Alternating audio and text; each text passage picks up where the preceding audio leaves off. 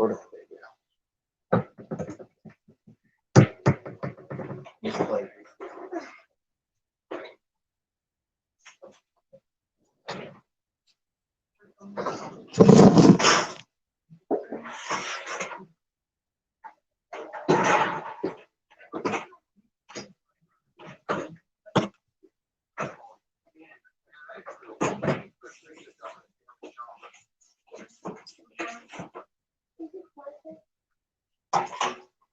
Thank you.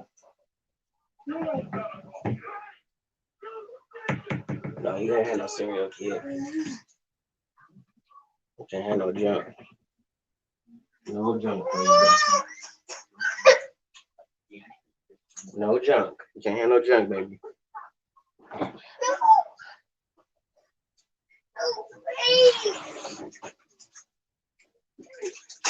Watch out.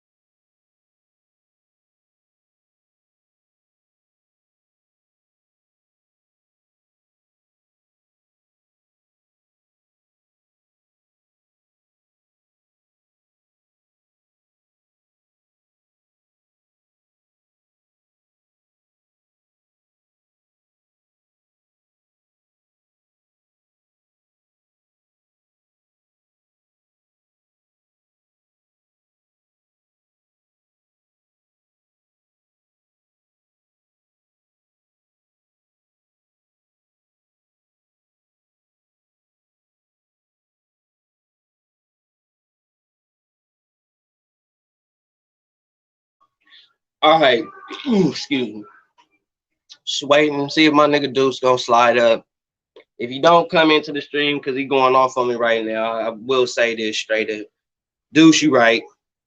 You know what I mean? I shouldn't have been told in the fence with the shit with Johnny Boy. I even told the defense with the shit with Bruce. And I gotta admit when a nigga wrong. Gotta admit when you wrong, man. I've always said it plenty of times before that. You know, when I'm wrong, I'll admit when I'm wrong and all that. And in that, especially the last stream. Some of the stuff I said, when I look back at it and listen to what Deuce said, he was right and I was wrong for the way I went about that. And I cut my ties with Johnny Boy. I just cut my ties with it. I'm not trying to fuck up what I'm doing with my squad, with my set, with my bros. I'm not trying to put nothing before my bros. At the end of the day, Myron, Andrew, Two Hands, they're my bros. You know what I'm saying? Like, I got a lot of love for them and I love them to death. And I don't ever want them to think that I'm going to put any other motherfucker before them, or I'm going to put some second fiddle shit before them. You know what I'm saying? And for that, regardless of what Deuce do, you know what I'm saying, I publicly apologize for it. You want some grapes too? You want some grapes too? So I'm coming forth publicly and saying what I said in my previous stream was you know. So I'm waiting to see if Deuce gonna pull up. Deuce mad at me right now because of what I said in my last live stream, and what I will say is, like, only thing I say as far as like that I didn't agree with was when he went at the UGC, and no real rap, Deuce, when one of us go to war with somebody, we all go. So when you was going at the UGC, I wanted to go at them niggas too. So when you say shit like it's you and you got it and you ain't asking nobody to do it with you, but we in this together. And the same thing happened like when I go at the LDBC, when I say my little shit about them or whatever, we in this together. So if somebody say something about you, Deuce, Myron, Andrew, whatever, I feel some type of way about that shit. I feel obligated to clap back. That's me. So it ain't all the way factual true that I don't want to get at niggas that get at my nigga Deuce or Myron or anybody else. You know what I'm saying? But what is true is it was my decision to not get at Johnny Boy. That was my decision. I was receiving a lot of DMs about you, Johnny. I was receiving a lot of DMs about you, subliminally talking shit about me, D-Jeff, Two Hands, all the shit. Got links, saw the vids, saw the streams, all the shit. All the shit. Saw all that. And was like, bro, why is you attacking me? Why is you attacking me?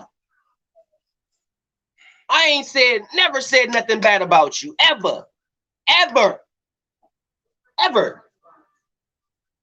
And the same thing, and the one thing Deuce is right, and I have to say this, and I don't give a fuck, videos, whatever. But he right when it come to Bruce Vane too, because I had my gripe with him, but I just didn't go public with it because I'm like, I'm not finna go public with this shit.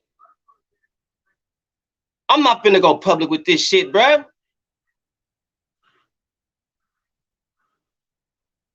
Hold on, what the fuck? Hold on, my nigga Deuce in the back. There you go. I'm not finna go public with it. I'm gonna call him on the phone and holler at B, right?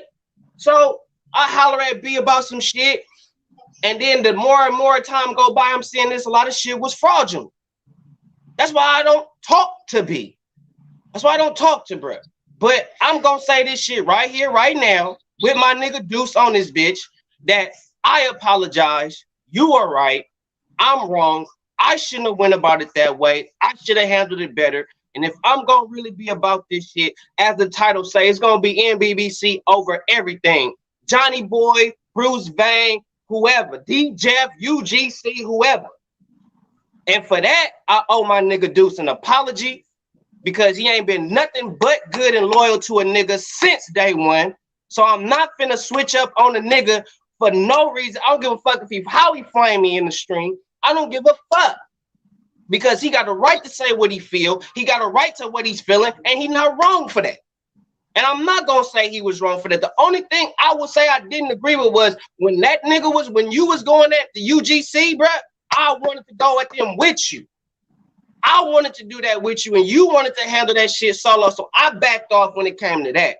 But what I should have did when it came to like Bruce and all that, Bruce and Nuke shit, I'm not taking fuck that. But when Bruce said little shit about me, that's when I should have said some shit back. Because the shit with Bruce Vane pissed me off because, for one, I'm not cool with John Boxing, but Bruce is. Bruce know I'm not cool with John Boxing. Bruce know John Boxing ain't cool with me, but yet and still, that's your guy. That's your man. That's your man, right? All right, I don't fuck with bruh. So based on what the logic that I come with, if you fucking with the enemy, why am I gonna fuck with you? And then you gonna do to me what you said I did to you? You gonna sit up there and say, oh, I booted you out of the NBBC, but you ain't never repped the set. Never. The most Bruce Vane repped the set was in that one little video where he made a quick clip, and at the end of it, and you saw NBBC at the end, and it was literally a nanosecond. A nanosecond. So Bray ain't never repped the set. Bray ain't never been about the set. Ever. Sideline. Bruce still be sideline watching. Bruce got my number. Could call me anytime. Won't do it. Won't do it. And another thing, he sat up there and said that I was talking shit about him and I'm doing all this, but Bruce, you the one that made the videos. I ain't never came forth, made no video about you. Never. But you the one that made the video dissing me. My nigga Deuce right here just told me, like, bro, you gotta watch, bro. And I'm like, no. Dude, Deuce will tell you. Nah, Bruce this, Bruce my guy, Bruce this, Bruce that. This nigga telling me, this nigga right here telling me, bruh, you need to watch Bruce, bruh. You need to watch that blah, blah, blah, blah, blah. And now look at where I'm at. Now me and Bruce don't talk. You know what I'm saying? Bruce don't come by and show my channel love no more. He go by Myron shit. He show Myron channel love, but he don't show my channel no love. You know what I'm saying? So for that, Deuce, bruh, real rap, man to man, bruh, live, public, I owe you the biggest, humblest apology. You always been down for a nigga, bruh. But at the end of the day, bruh, if you go to war with somebody, if you at war with Johnny Boy, we all at war with. It ain't just you, it's all of us. Like you said, we ride, we die together, bruh. Okay, I absolutely respect that. And I respect the fact that you man enough to, you know what I'm saying, apologize. That takes a real nigga to do something like that. I don't know why I got to. Why do I got an echo? Is that me? Well, okay. Like, the thing about the UGC is this, man. Like, I felt like I needed to handle that by myself because I was being individually disrespected. I was being individually disrespected indirectly and directly.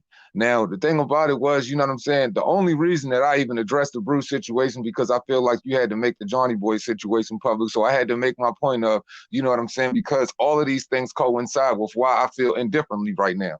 Because plain and simple, you know, once again, 30 minutes after my stream, this individual doesn't even take the time to have sound fucking unbiased perspective and look at the way Teofimo Senior was coming at me. Because if any individual as a grown man is going to take a back seat because a person has accolades and something they've done in life, then you, my friend, have no backbone and no integrity. Me as a grown-ass man, the accolades don't make me. The things that I do for my family, the things that I do for my friends, the honesty that I stand on, and the things that I don't waver for, that's the shit that makes me a man.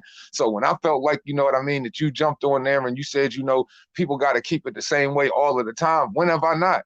You know, the things that pertain to, you know what I'm saying, if you felt like you wanted to jump out there on an individual, if you ask me for advice, all I can do is give it to you. If you decide to use it, that's on you. But at the same time, if you feel like you want to handle shit with an individual, that is on you as well. I can't be responsible for that. All I can be responsible for is, you know, the sound advice that I can give you. And you know what I mean? If people are doing things that are in the negative, you know, I got to tell you, you know what I'm saying? I got to ride for when niggas is wrong, and I try to ride for when people are right. But I just feel like, you know, that was the one problem that I had with this situation, because in the same breath, it's like you telling, you know, this individual isn't racist, you coddling for the things that he's saying, but all of this stuff is poisonous and all of these things are pertaining to how he's dealing with me. So all I'm trying to figure out is, when did I switch up? Because you know what I mean? Because like, dog, once again, all of these things work in conjunction, because what happened when it came to Bruce Vane and I jumped out there, bro? You told me I never told Two Hands to do that. But we know other things work behind the scenes that we were talking about that don't even need to be expressed online. I'm keeping this shit grassrooted, and I'm trying to keep it, and I'm keeping it respectful, because there's a level of respect for you that just won't waver. And I'm not going to put it in the air in a realm of disrespect, but I'm just trying to call it real. So for real, personally, you know what I'm saying, as your friend, fuck the boxing shit, that shit hurt me. Because in a situation where I rode hard for you and you going back trying to be cool with this individual, where the fuck does that leave me? I'm not towing the fence, so why are you? In both situations. Yeah, you're right. You know what I mean? So that's where I'm bothered. So, you know what I mean? Because you took it live and addressed that situation and try to bring the community in, you know what I'm saying, in peace. But here's the thing about peace, bro. Sometimes there has to be war for there to be peace. Because if an individual has a certain level of perspective and they're going to keep pounding that shit home, you know, it has to be countered by something that is sensible, or I feel as though it's sensible. Sometimes, you know, sometimes you got to handle shit.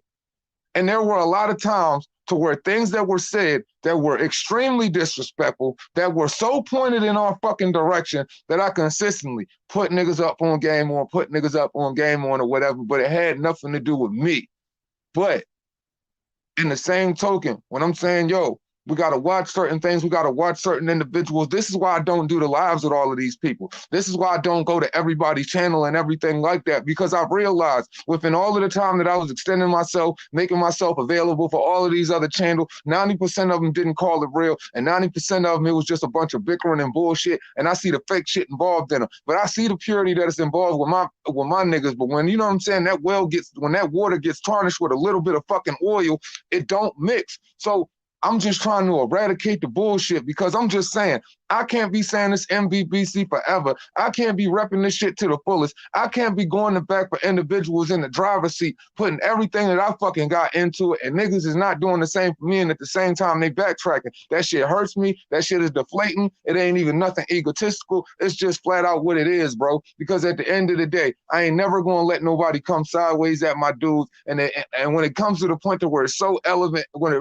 evident, and it's so fucking blatant that you see the fucking disrespect involved in the shit, it's just like, yo, where are we at? Why are we sitting here taking back seats to situations where, you know what I'm saying, where you know that I'm willing to motherfucking go, when I'm willing to, this is the thing. If I'm willing to take it farther than you're willing to take it, and you're willing to take a back seat to it, that's where it becomes like, damn, boom. You know what I'm saying? Just like the situation with Johnny Boy. We cannot continue to do this shit with these motherfuckers, man, because it's creating problems over here.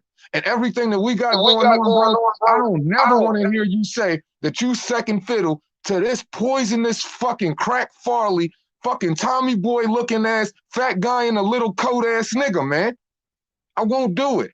I won't do it. And that's for all of the reasons I expressed, because he comes to your channel because he fucking tries to suck life out of you. It is simply the Drake complex. But that nigga ain't Drake, though. I got you. You know what I mean? Yeah, like, that's why I was consistently like, try to suck energy from other individuals that have positive momentum. You know why you and I have been consistently our numbers have been sitting at a certain place. I took a whole year off, basically. We went to work. Like, we wasn't putting a lot of energy into the boxing. But that don't mean we not who we are. And at the end of the day, I will never settle for my niggas playing second place. Because I'm not that.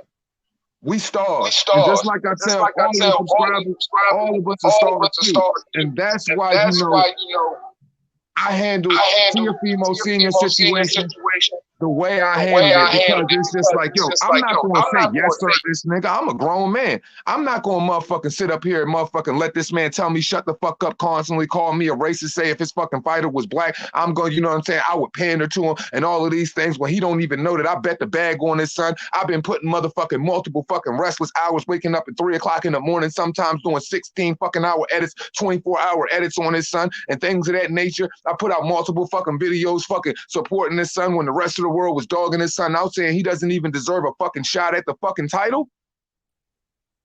Nobody. So for me, I'm just saying, bro, it's family. This is family, dog. Like, cause our fucking energy don't just rest with boxing, bro. It go beyond that shit. It go beyond that shit, man. And I'm just so real of a nigga, dog, that when motherfuckers don't get it off your chest, baby.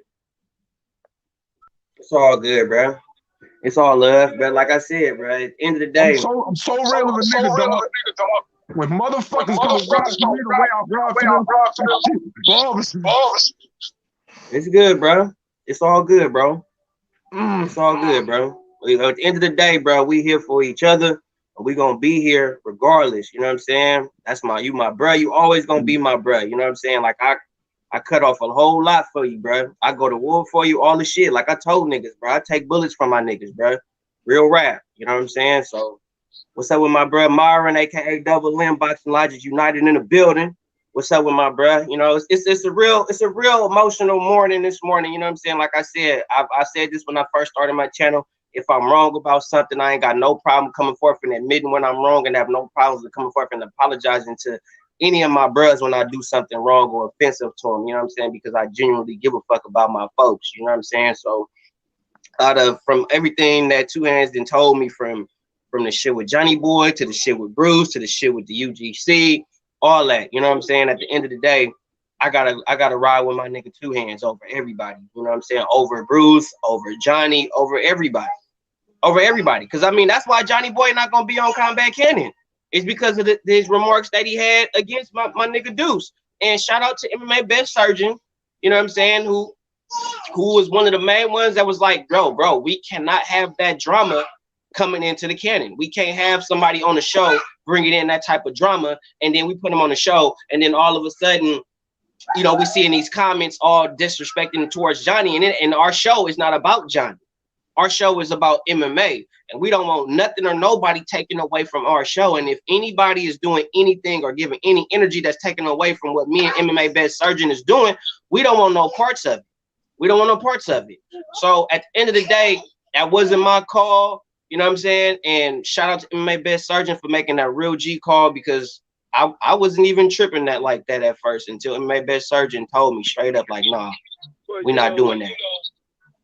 You know, the truth always reveals itself at the end. Y'all notice, and I'm saying out loud, you know, I've already spoke to you about my piece with Johnny Boy probably over a year ago. So I don't even talk to the dude. We happened to be on Major Keith's boxing joint the other day at the same time, and I didn't even acknowledge him or speak to him. Even though he tried to speak to me, I totally ignore him. So I've always been like, fuck Johnny. You know what I'm saying? Now, let's bring it back. All this shit happened. And I'm not trying to do no divide and conquer, not amongst us three at all. But look where all the source of our freaking within us seem to originate from. And it's not from within the Nbbc. Even when Bruce was in, it didn't originate within us. It originated or sparked a catalyst from outside other groups. When we go and mingle with other groups on other fucking lives and shows, we bring a lot of bullshit in within us, y'all, if y'all haven't noticed. Because I've been sitting back looking at that shit for a long time. That's why when I went into UGC, had that issue with them, when everybody was at UGC or going back between UGC and IBFP and all of that shit back way a long time ago, I pulled back from way, and y'all was here to witness that shit. And I was telling, boom. But, you know what I mean? I was just like, you know, I wasn't going to press my issue because I knew eventually it was going to circle around to everybody. But I said Two Hands 100%, fuck Johnny Boy and everything he fucking stands for. I never liked that ratty motherfucker. And there you go. You know what I'm saying? Period. Now, I thought when it went into Bruce, that was still an outside interference and other motherfuckers talking to motherfuckers. I called that shit. I thought that caused that shit from, honestly. I thought that was it. When it came within all four of us, I don't think it was us four and Andrew where it started from. It started from outside motherfuckers who play that bullshit game in the two-face like that. You know what I'm saying? But couldn't be 100% sure or nothing because I wasn't at all the lives there witnessing everything. But that's what I just felt from my heart. You know what I mean? But I was just like, I'm going to let that shit play out, see how it play. And there you go. But, hey, Two Hands, I wish you 100% happy you got all that shit off your motherfucking chest. You know what I mean? Because it's good. Niggas don't need that fucking stress. And when you have, like, shit times like this where you air out all the dirty laundry and everything, it either is going to make a motherfucker stronger and tighter, or it's going to make it, you know what I mean, just completely dissolve and motherfuckers go their way. But you know what? I mean, I feel like we need this. I feel like we need this because at the end of the day, you know, it's about what we go through as a team. You know what I mean? The ups, the downs. Everything ain't gonna always be good. I'm not gonna always say the right shit like in this situation. That's why we in the situation right now. It's literally because of me saying the wrong shit, saying the wrong things out of context. So at the end of the day, you know, trial and error, you know what I'm saying? This is my fuck up. I own it. I'm not gonna point no fingers at nobody. I'm gonna take responsibility for the part that I play in it and leave it at that. But at the end of the day, Two Hands is my brother. You know what I'm saying? I'm not gonna say my brother's name because that's what I look at him as his biological name and shit like that. Cause he on my NBA 2K and my football shit. All y'all niggas is on my 2K and my other shit. One thing we know for sure. I know you. Your nature. And unfortunately, it's an Aquarius thing. But it's just that I went through a little bit other shit. You try to make everybody happy sometimes. And you can't do that, boom. I ain't even gonna flex. I'm not gonna flex. I saw a lot of the toxic shit. Yeah, and I tried to like mend everybody, create peace and shit. Yeah, and I'm realizing now that it's like you can't save everybody. You can't save everybody. You can't help everybody. You know, so. And I was just trying to do more, I got tired of the whole little, you know, not messing with this person just because of the color of their skin type shit. And I just kind of wanted to bring more people together, different nationalities and shit. And it just kind of blew up in my face like, nah, it's just not in the YTBC. It's literally only the chosen few, the people that really rock with you. And the only person outside of boxing that really rock with me is Surge, MMA Best Surgeon. Shout out to my boy, MMA Best Surgeon. But yeah, like, hey yo, hold on. Hey, y'all mute for a second. So I don't got no echo. Cause I'm sick of this nigga. Hey yo, Don Juan, yo, if you came for some boxing talk, there's a million other channels. But outside of the fucking boxing talk we do, bro, we motherfucking real men with integrity, and we speak with each other outside of motherfucking boxing. So when we got shit going on, we gonna deal with it because it's gonna infect our boxing talk. So if you motherfucking want boxing talk, you know what I'm saying? It's amongst men to iron out things that are amongst men, because you don't know how we live behind closed doors. Because just like the sassy shit you was doing on my channel yesterday that I didn't address, I don't fuck with you, Slim. If you want boxing talk, bro, you can go anywhere else and get it, bro, because we don't need you here. We don't give a fuck about you. We don't give a fuck about you, dog. This shit always gonna be bigger than you. Period. Don't come in here with that motherfucking. Don't dividing shit, bruh. Talking about this, the Kardashians type shit, my nigga. I guess you have no integrity at all. I guess you have never went through anything in your motherfucking life. But this shit ain't about you. At the end of the day, man, this is what it is, man. This is what it is. Like, yo, I feel like, you know what I'm saying, the way that this shit happened to come out, it didn't come out in the worst of ways. It happened to come out in a way that, you know, I could convey something that I've been holding back, and I've even been speaking about with Myron, that I finally got to tell you, and I felt like it was the fakest shit in the world, that I've been keeping it to myself because it's some shit that be bottled in. You know what I mean? But for the fact that, you know, it came out like that, I could address it because then you could see it differently. So it ain't no animosity. I just want to make sure that, you know, we always understand where we coming from, and it should always be about us first, because, you know, I'm done with the outside shit. The outside shit isn't conducive to what we got going on. And right now we winning. So let's just continue to fucking keep winning. Like, my nigga, I don't get. I don't, you know what I'm saying? I don't shed tears for just any nigga, man. I don't get frustrated about just any nigga, man. And the difference is, man, I ain't no, like, I got too much love for niggas, and I put too much, you know what I'm saying, drive, and I go too hard for niggas to motherfucking, to not feel like I ain't getting that same respect back for niggas that I break bread with every motherfucking day and keep it solid with. I always keep it solid, so I just respect, you know what I'm saying, my niggas to keep it solid with me, because if not, then what the fuck is Nbbc forever about that? And then to piggyback on what dude said, what is the name of the stream? What's the title of the stream? You know what I'm saying? Well, then take your bitch ass out of here, Don Juan, because the name of the stream is Nbbc Over Everything. Cause my bruh just got at me and was like, bruh, you gotta pick a side. And he right. Hey, block that nigga, man. Hey, block that nigga, man. He dead. Hey, and if he ever hit my motherfucking hit my house again, y'all block that nigga. He dead, man. He ain't got no home on Rico Gang Radio. Rich gang. Do your job. Real talk. We got Finesse in the building, J Blues in the building, I Buy Houses. We got some wrenches in the building. Wrench gang, handle your business. Keep in mind, it's always those sucker niggas that don't show their face that you got to worry about. I've said that to y'all motherfuckers a number of times. Niggas don't even got an icon up there. Just got some H green ass H. There's always you niggas just got a green H. You always got to worry about them sucker niggas that never show their face. You can only trust them halfway. Do not never, just keep your eye on the motherfuckers every time. All the channels. But don't really show their face. Because here's the deal, right? Everybody always wants to make it like we robots, bro. They can't take no accountability. Since they don't show their face, you can't hold motherfuckers fully accountable like you really want to because their face is never shown. You feel me? Look at it like that. Go ahead, of course.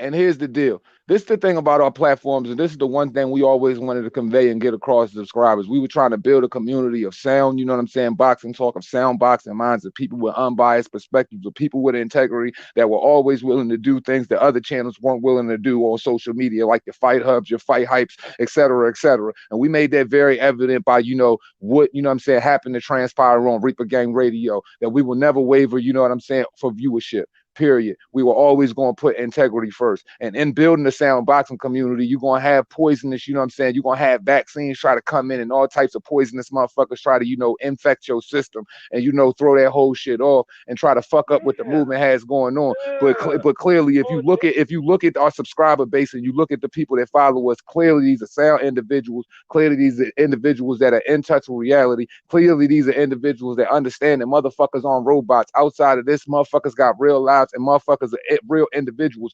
regardless of what y'all think. Y'all motherfuckers should honestly, not saying that you should be thankful, but it should be almost like appreciative that y'all got insight in areas where other motherfuckers ain't gonna give it to you. That's how real we kick it. That's how real we give it up. I'm not worried about how a person feel about what they want the topic to be, because they always have the freedom to exit the building. Nobody is keeping you here. Hop off dick and make your move. To answer your question, Gerald, it's more politics. And it's not on Mark's fault. It's not on Mark or nothing like that. It was just some unnecessary drama that happened. And be real with you, I'm just gonna say it. It was just when Bruce went that Ring IQ. When Bruce went at Ring IQ and did all that shit, Mark was just like, bro, that's not what he about. He's not about attacking other channels. If that's what he felt like, if that's what we are about, if that's what we represent, he didn't want no parts of it. And for that, I couldn't be mad at him for it. I couldn't be like, oh, you this, you that, because you not finna be with the crew or with the set, and this is what we do. Like, no.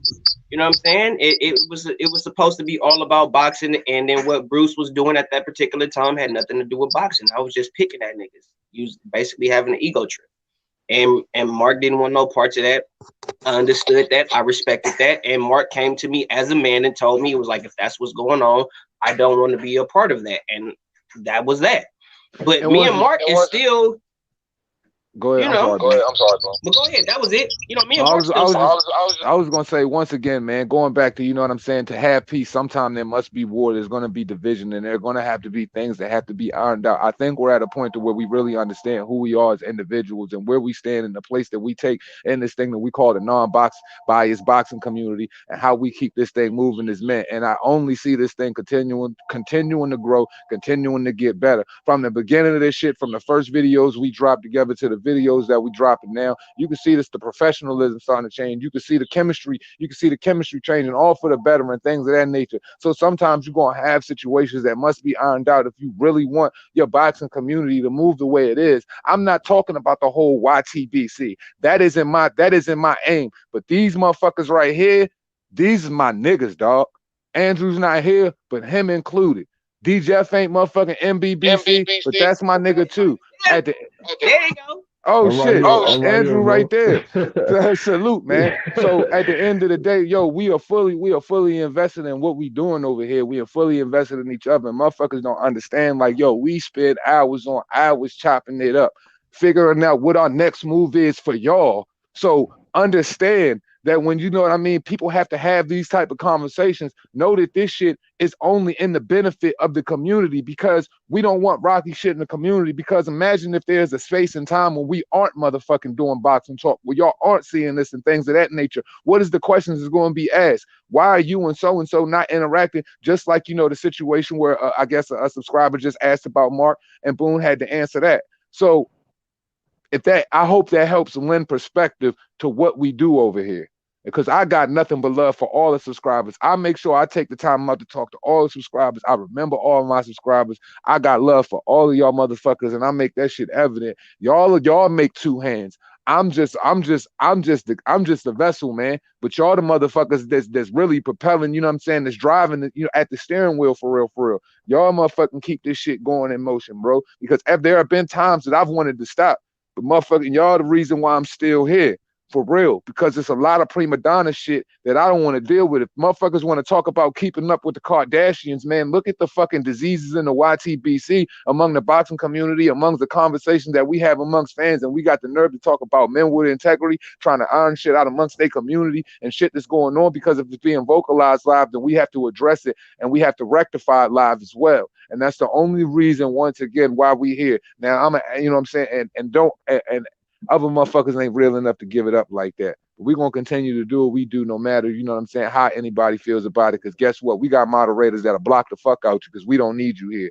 And I think fucking shout out to Box Finesse. He was saying something like Don Juan might be Johnny Boy because he blocked on his behalf. We know these niggas like to be ghosts, and that might have been motherfucking the dickhead, you know what I'm saying, in the fucking chat yesterday when I was talking to Senior and shit like that. Like, yo, Johnny Boy does not have a life. He has no integrity as a man, you know what I'm saying? He will let Junior Lopez talk to him any old kind of way, but this is different over here. And I feel like, you know, more respect was earned, you know what I'm saying, by the fact that I stood my ground, because no individual, and this goes for Andrew Tucker, this goes for DT3, and this goes for Myron Magnus, no motherfucking boxer, no goddamn fucking promoter, no goddamn manager is going to come on any of these individuals' channel and compromise their integrity as men, because once again, this is what y'all don't understand. We have daughters, bro.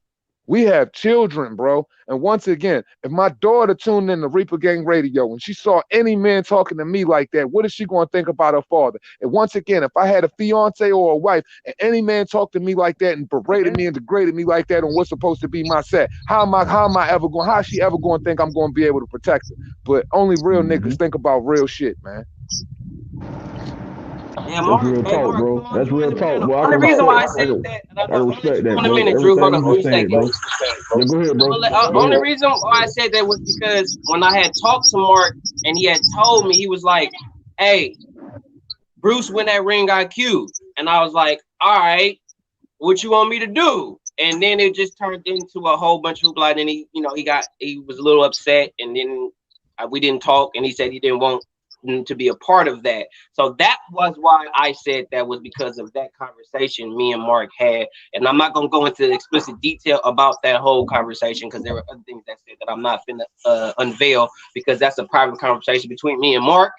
And I don't disclose too much of what I talk about with anybody that I fuck with behind the scenes. But that's why I said that. That was my impression. Now, Mark, if it was something else, you're more than welcome to come on and let it be known what it was. But that's why I said that, because that was based on that conversation. That's why I made that assumption. What's up, Drew? What's good with my brothers, man? You know what I mean? What's the problem? What's the issue, man? What's the problem? What's the issue, though? You know what I mean? Like, at the end of the day, bro, I don't have no problem with nobody, bro. I don't have a problem with nobody. But at the end of the day, it was just a lot of little slick shit. You know what I'm saying? Johnny Boy been doing, bro. You know what I'm saying? I just wanted to really address that nigga so many times, bro. You know what I'm saying? Like, real talk. You know what I mean? I wanted to address him so many times, but I just held back and didn't want to do it. You know what I mean? Because at the end of the day, I feel like it's a waste of time, waste of energy. But at the end of the day, all that being disrespectful and all that bullshit, bro, you need to cut that shit, bro. For real talk, cut that shit out, bro. You know what I'm saying? Because you got some real niggas right here, bro, that's not gonna play with you, bro. Like, real talk. You got real niggas right here, bro, that's cut from that cloth, bro, and that will check you and that will see you, bro. We not playing with you, bro. It's been a lot of disrespectful shit that you did, nigga. and I really wanted to call you out on it, and I just held back and sat back and didn't say it, didn't want to say anything, and didn't want to even nigga waste my time because at the end of the day, I know how you work, I know how you operate. Yeah, you say you had no problems with me. I really don't have a problem with you, my nigga, but that slick shit you've been saying, nigga, that shit you've been doing, how you been operating, how you been moving, my nigga, I don't like it. You know what I'm saying? And you got some real motherfuckers right here, bro, and I will motherfucking step to you, bro. You got an issue with my brother Two Hands, brother. You got an issue with me. If you got an issue with my brother, Boom, GT3 the Boom Man, or my Ron Magnus, you got a problem with me. Same thing go for all of them. And I'm telling you right now, bro. I'm telling you right now, nigga. Do not let my motherfucking Godzilla come from under that motherfucking water, cause I'm gonna blow your motherfucking ass away. You know what I'm saying? Like real talk. So my niggas, you got to start showing some respect, bro. You better start showing some respect, and that's real talk. You better start showing some respect, bro. Cause I'm telling you, my nigga, you keep with this slick shit, my nigga, we gonna be on your head, boy.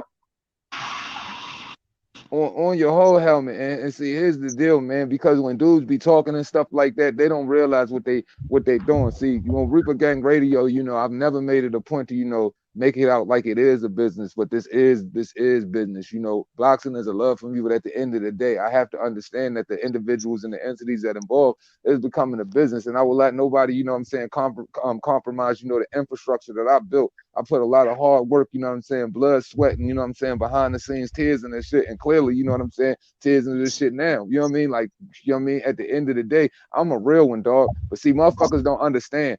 I got 100 motherfuckers always behind me, this motherfucking ready to go, and I don't need the motherfucking help. I've never needed the help. But understand that when I tell you that I'm not motherfucking playing with you and you cross that motherfucking line, it is nothing for me to motherfucking hop that thing. And yeah. That's that. Like it is nothing for me. It's nothing for me. You know what I mean? I'm trying to reserve what I'm saying on the internet, but it's nothing for me to like I said, bro. We can do it for the subscribers, man. I will box your motherfucking head off. You can bring your cameraman. I'll bring my cameraman. We can meet at the motherfucking gym and we can motherfucking do that thing for real. 1 round, 2 rounds, 6 rounds. You let me know. I don't think he want that. I wanted to see him on on that disrespectful ass shit, bro. He did, when that shit he did when it came to Roger Mayweather, bro.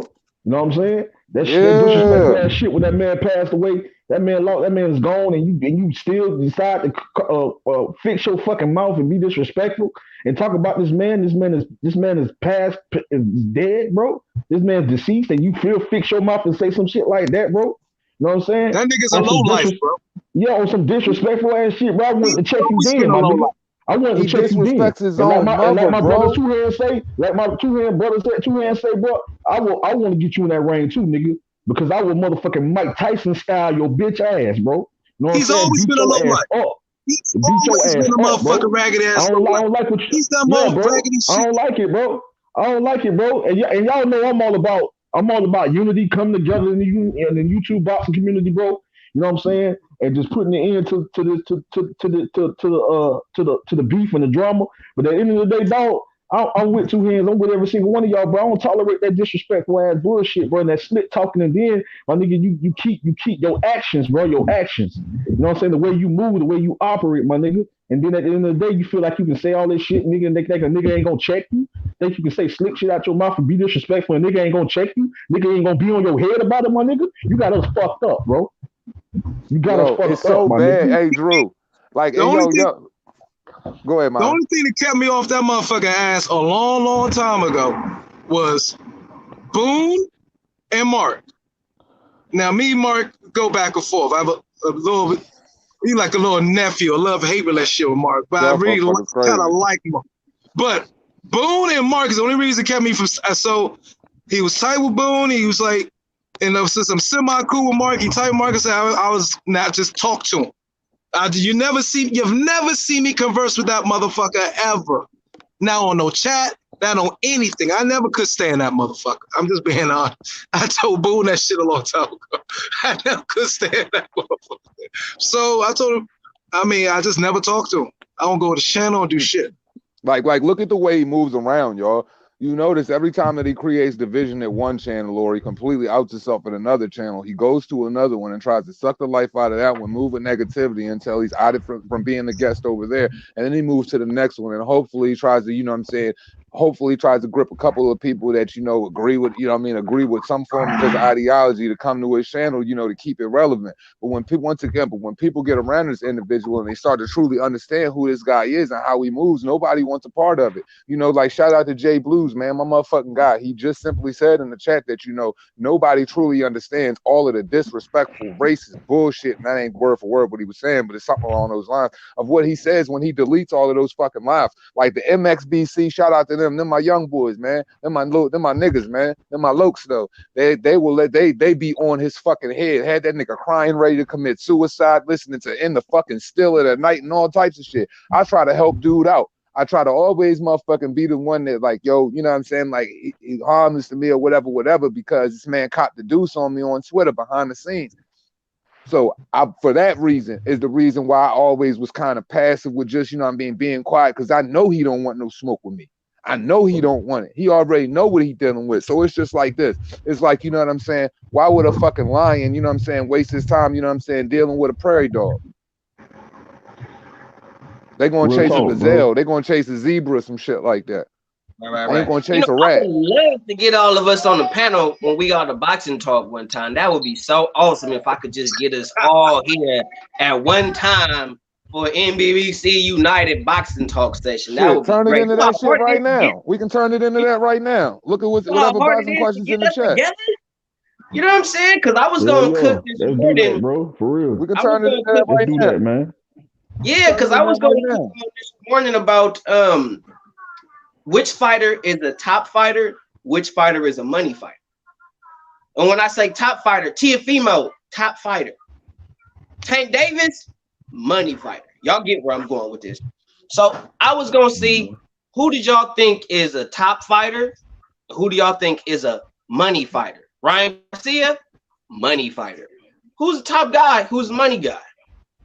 I don't see Ryan Garcia as a money fighter. I see Ryan Garcia as a social media fighter. Now, I know that, you know, the Mexican community is going to get behind Ryan Garcia and he can fill up the seats or whatever. But right now, he's nothing more than a fishnet Abercrombie model. For real. Like, you know, there's a lot of people are putting a lot of stock in a fucking Luke Campbell that, you know, everybody is downplaying Jorge Linares as Devin Haney wants him and saying he's nothing but a gatekeeper now. But but this is the same Jorge Linares who beat Luke Campbell's ass. Luke Campbell has always hit his head on the ceiling when it's come time for him to win a championship belt. So I don't necessarily feel like that propels him to stardom. You know, Ryan Garcia still has a lot of learning curves and a lot of growing and a lot of, you know, interactions in, you know, the boxing ring that needs to propel him to stardom, or he needs to work a lot more. You know, I feel like he does a lot of posturing in the media to make himself look like he's that megastar. And you know, just like any promoter, they're going to pump him fucking up and they're going to, you know what I mean? They're going to suck his ass in every sense of the word to make him seem like he's the greatest thing since sliced bread. But this kid hasn't shown any actions of being a star yet. I don't think any of these guys, truthfully, right now, are necessarily stars to where they move the needle by themselves. I feel like you put them both together, and that's where the magic comes into play. That's what brings, you know what I'm saying, the momentum, and that's going to bring the crowd. I feel like all of these individuals need to understand, and this is just my perspective, that they need to get in the ring and they need to fight one another so they can have that, you know what I'm saying, they can have that claim, because none of them really have outside of Teofimo Lopez, and I really don't even feel like, because everybody had to take a stance of respecting his opponents after they seen him get into other fights. It wasn't when he fought him because nobody had respect for him then. I've never felt like Lomachenko was that guy. Y'all already know the shit that we talk about, but I feel like, you know, they need to entertain one another, because I feel like they the real deal of the division, and there's the real viewership between each one of those individuals. But that's my perspective.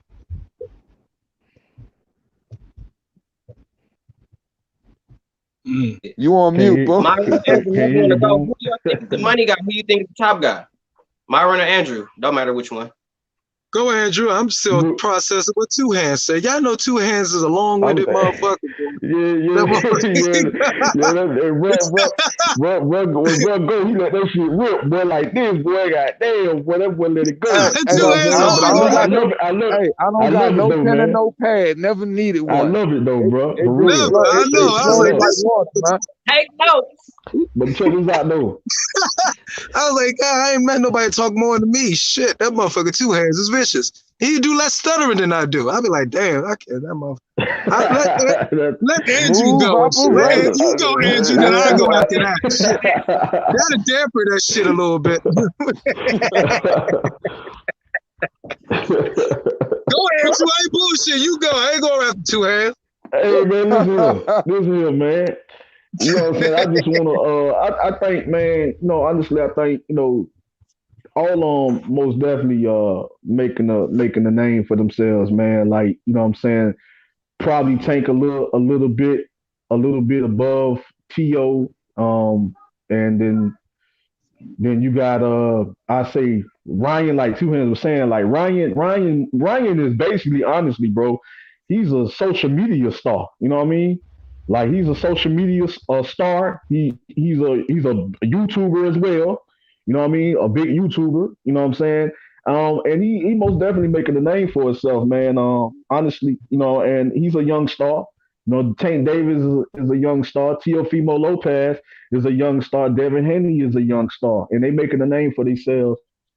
And I honestly, Absolutely. Just believe that it's them fighting each other, man. It's really what's going it makes them fighting each other are big fights. No matter who fight who, them fighting each other are big fights. Honestly, Teofimo Lopez fighting Devin Haney. That's a pretty big fight.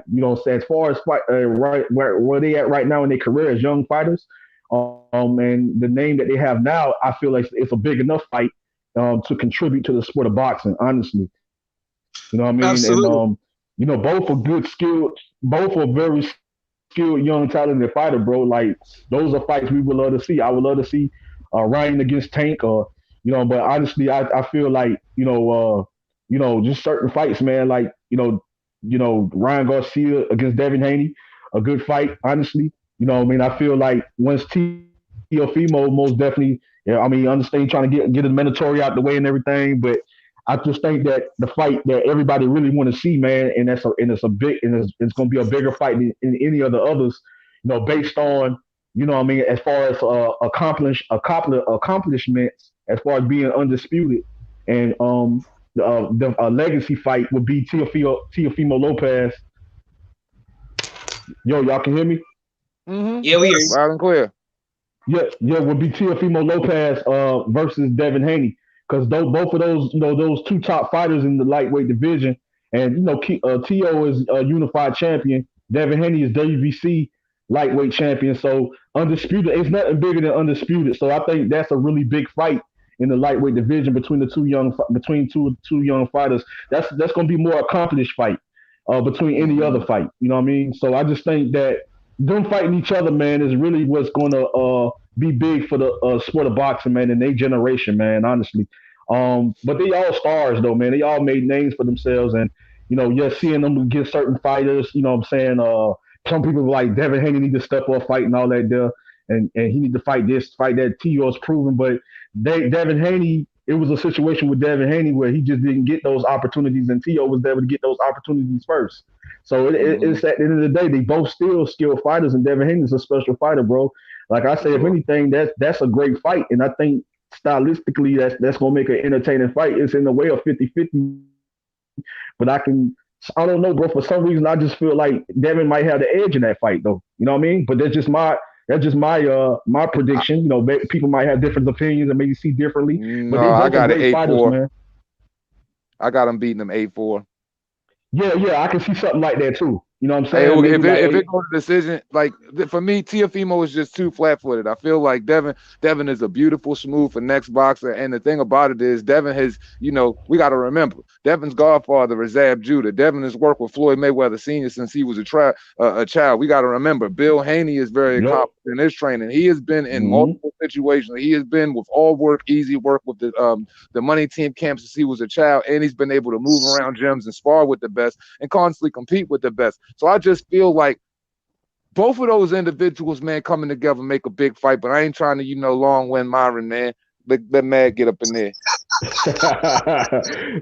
Yo, I mean, back to Boom's point. He was talking about you have the top fighter and the top money fighter. I have Teofimo as the top fighter, but I mean, I have Teofimo as the top fighter. Yes, not the top money fighter. The top money fighters right now is, and it's by association. I mean, they're being prospered by association. That will be Ryan Garcia and Tank. Why? Ryan Garcia is under the helm of De La Hoya, the Golden Boy. Tank under the helm of Mayweather. Your two most recent, biggest box office fighters over the last, of course, 10 years. And that's why a lot of that popularity and the money is filtering down to them, because those two men still, even though with all of De La Hoya's extracurricular activities with skirts and dresses and shit, he still got a lot of connections. He still his name still carries. And so Fishnet and Heels Promotions. Yeah, exactly. And it's the same with freaking Mayweather, of course. So that's why the money is filtering to Ryan Garcia, and the attention is filtering to Ryan Garcia and Tank more. But Teofimo is under this the dead goat, the God goat, and yeah, I ain't gonna say Aaron. Yeah, the God goat. Yeah, the dead goat Aaron and shit. And Aaron, we see how Aaron is taking care of his fighters, and that's why Tio is suffering from it. Yeah. You know what I mean? And Boom made a great point. Teofimo's last 3 opponents is looking really, really motherfucking good right now. I mean, he's fought the toughest opponents, you could say 3 fights in a row, Teofimo. And so that's why you have to give him the nod as far as the top fighter right now. But the top money is Tank and Ryan is, might say Ryan. Now, Devin's going to be down there because, again, he's getting promoted by Mayweather in the shadows. He's with the Zone, but he's still a Mayweather boy. You feel me? So Tio's like kind of being the one, and that's what Ryan was trying to say. That's funny. Ryan was trying to make that point talking to Fight Hype earlier today. It's like Tio's really at the bottom. I don't think he really meant, he did talk about far as skill, but what he really meant as far as notoriety. It seemed like Tio is getting a less notoriety of all 3 of them, and it's unfortunately by who he's affiliated with, Top Rank, because Top Rank has been has been shitting on their best talent. It's Tio, and you got Crawford, and look what's going on. We don't even have no fucking clue what the fuck is. Just let this old motherfucking croak, man. I'm dead serious. He needs to get the fuck out of here fast, man. Hey, I said that shit on my channel the other day. I was just like, metaphorically speaking, though. But here's the deal, though. Can we all agree?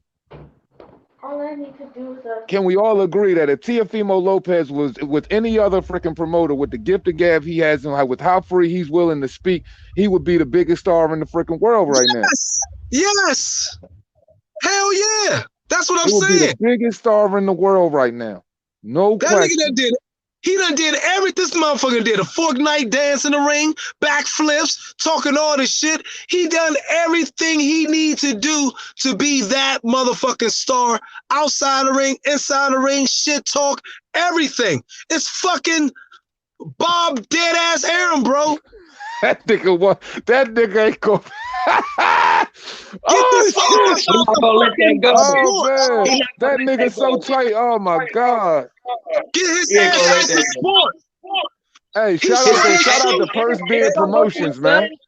Ain't he gonna go to his son when Bob kicked the bucket? Ain't his son gonna get it or some shit like that? Do we have a son? Bob, look. That mother, as he get older, he's getting. I don't even know Bob fucking. He's so busy with business. Yeah, that nigga's a big penny. That nigga's a penny pitcher for real. Penny pitcher. Yeah, like with boxing. He busting nuts with boxing promotion. For real, you think with the nigga being so old, with the dude being so old, and it's like every breath is a cliffhanger for him, you would think he would want to cash out and make these big fights. You the same dude that put together the Thriller in Manila. You the same dude that put together the Rumble in the Jungle. Arguably 2 of the biggest fights in heavyweight history, and you mean to tell me you can't make some of these big fights now? And you paid, didn't he pay Ali like damn near $10 million or some shit? That's what I'm saying, bro. And also was a part of one of the biggest fights in boxing history, Floyd Mayweather versus Pacquiao. You we know what have to I'm be saying? So, fair. We have to be fair in this sense as well when we speak of that. That was at a time when you had guys like shit. God damn it. You got guys like Jack Dempsey that could go damn near in the freaking fields of Indiana and bring 1 million people over there to watch a hot ass fight in the middle of the summer. You know what I'm saying? Like boxing was like the #1 sport all the way up until what, like the early 90s and shit like that, as far as sales. So it was so much easier to throw around that money. Now it's just like, but still, I'm making no excuses for how tight this motherfucker is. But the money was fucking flowing in boxing. Mm-hmm. Thank you, But the Boxing Beats and Rhymes, for keeping me honest. The Thank you for promotional, that. Don King did Rumble in the Jungle. Excuse me. the promotional creativity is slow. The promotional creativity is also died. Look, man, boxing took a blow when Don King left. I Got pushed just out. said that shit. I swear to God, Myron, I just said that shit like a week ago. Boxing I forgot took a who blow. live I You was lost in. the greatest promoter of all time, bro. We It took a need him. blow. They don't want to admit that shit though. They're like, that nigga got too much goddamn power.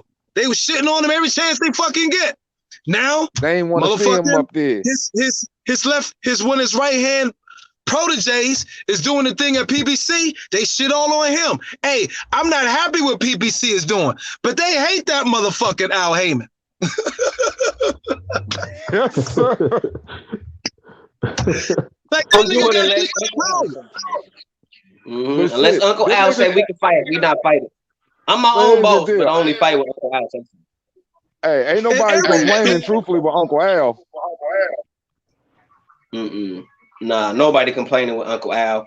Everybody's all happy with Uncle Al. And the funny thing is, nobody on PBC is on the network. They're not tied to Showtime or Fox. People do the same thing, have a lot of infighting.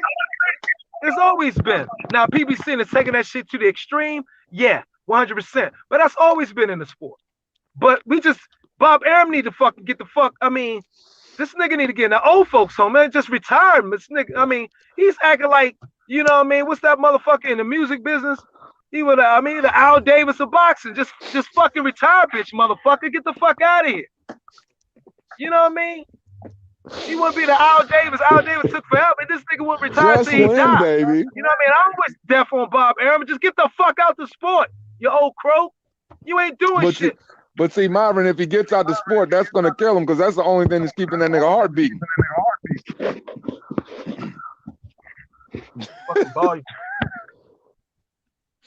That nigga Bob Arum is literally staying alive from boxing.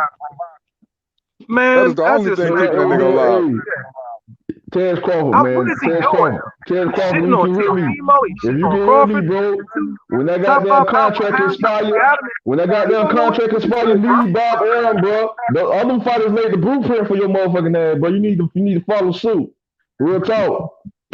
This nigga disrespect you, saying you ain't putting up this amount of money and all that there. You know what I'm saying? Because he feel he gonna lose money on you. You can't sell this and do that, man. Listen, nigga ain't trying to want your best interest, man. Listen, leave that nigga, man.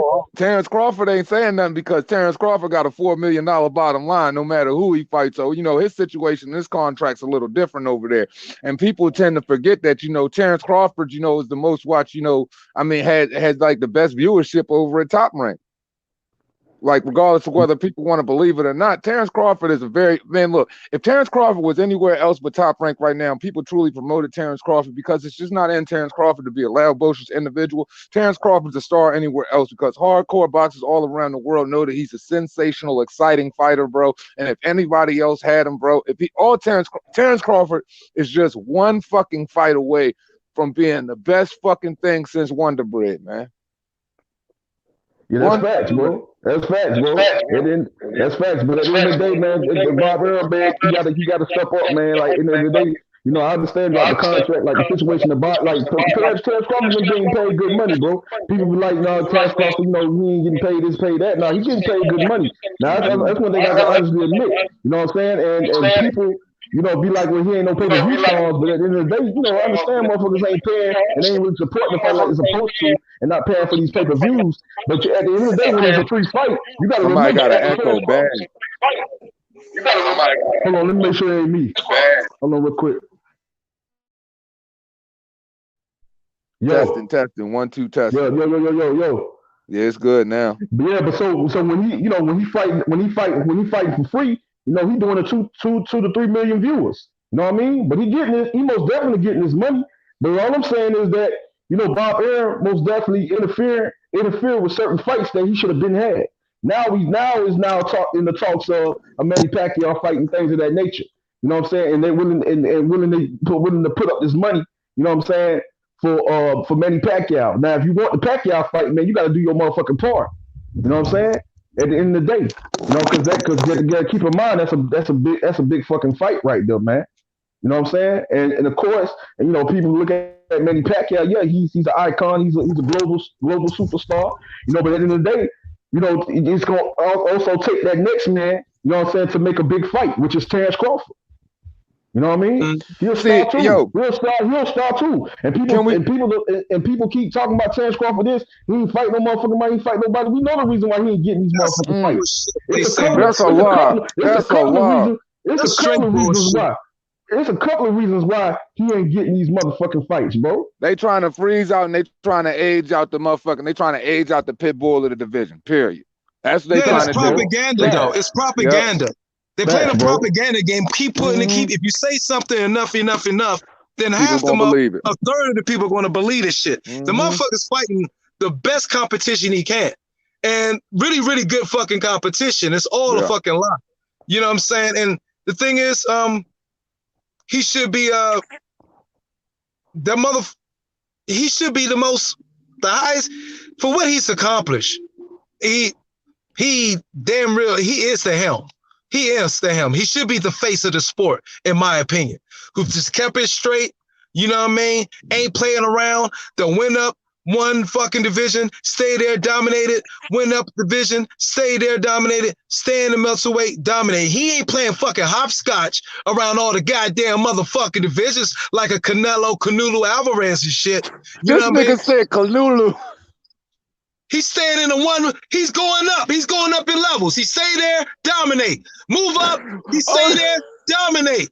Go up there, stay there. I want it all. Canelo jumps all the fuck around this bitch, playing music and fucking jams. You know what I'm saying? He called him Canelo.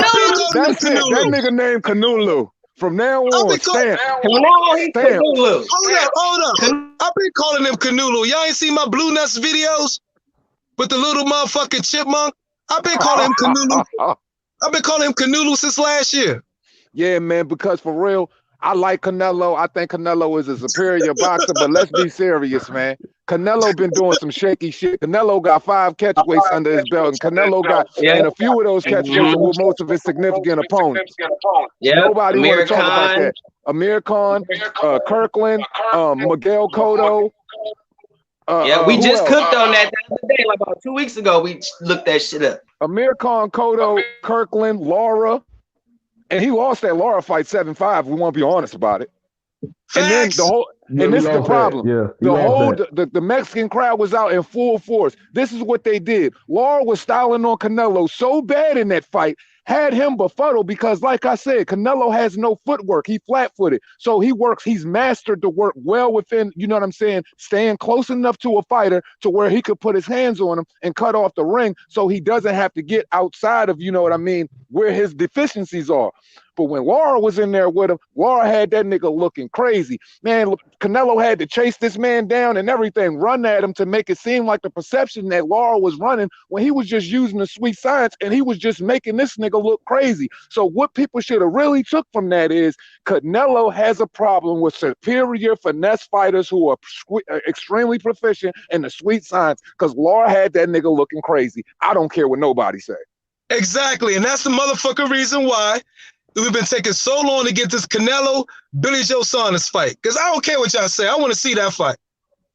Oh hell yeah! Hell yeah, that's a good fight. Hell yeah, that's a fight I you want want to to see see. Billy Joe It's a against good Michael fight. Canelo. I do believe.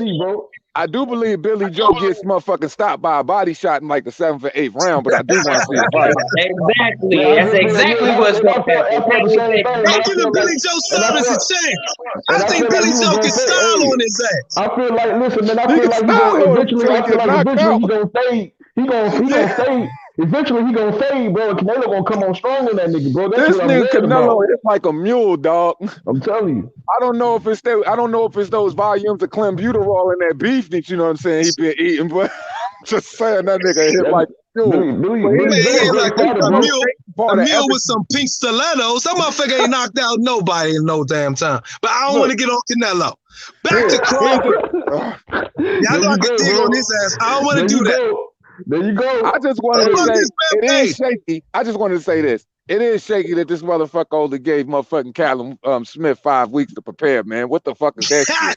He been doing that shit for the goddamn last 4 fights. But anyway, hey, let's get back on our bread and butter. We might as well have a Wilder shit down session real quick. Oh shit. Let's go ahead and shit down Wilder, y'all. We're prolific. We are prolific at that shit. We gotta shit down Wilder. Oh, so we gonna talk about this doodoo face skid mark ass motherfucker? Go in, man. This doodoo face skid mark ass motherfucker who ain't never fought nobody in his life. You look at about 38 of his opponents ain't nothing but dragging fucking cans behind a wedding van. Like this nigga ain't shit, man. Hey, somebody hit the mute so I can go in on this fool. Somebody hit the mute so I can go in on this fool with no echo. Look, man, this nigga, look, man, we got to be honest about this fool, Deontay Wilder. If Deontay Wilder was really serious about his career, people were really poisoning Deontay Wilder, stuff like that. Why did he never take a toxicology report? Why did it, when it come to arbitration, this man never went into arbitration because he was trying to get the third fight? It was all about some money. Why is it that when he had his interview, you know what I'm saying, when he was talking to fucking 78 Sports, he had the nerve to had the audacity to act like, you know, he was so shocked about what Mark Breland was saying about him, but you the same individual that fired this man, said this man poisoned you, and had nothing but hate in his blood and jealousy for you. Now let's get this straight. We're talking about a 5 or 6-time Golden Glove champion, 2-time welterweight champion, and we're talking about Olympic gold medalists. Jealous of you, the bronze plumber, the shit stain of the division, this skid mark doodle face motherfucker, Skitty. He got some nerve, bro. He got some nerve. Like, yo, this nigga's even trying to price himself out, which, you know what I'm saying? The nigga that walks like a god, man. Charles Martin. And just steps right over you. And that's exactly what he's doing to Charles Martin. He's trying to price himself out so he can step right around him. Yo, man, I want to say thanks to the Boom Man. What's going on, Two Hands? My man, True Blue. What's up? I had to get you on, Jedi. Your ass ain't never came through, so I'm glad to finally get your black ass on the show. What's going on, fellas? Andrew Tucker, what's going on? True Blue. Everybody. What's good, my brother? Yo, I heard the stress call. Y'all motherfuckers talk about Wilder. God damn it, I had to get a piece. Well, get some. Get some. This twerking ass motherfucker want to talk mad garbage about a great that saved his life, bro.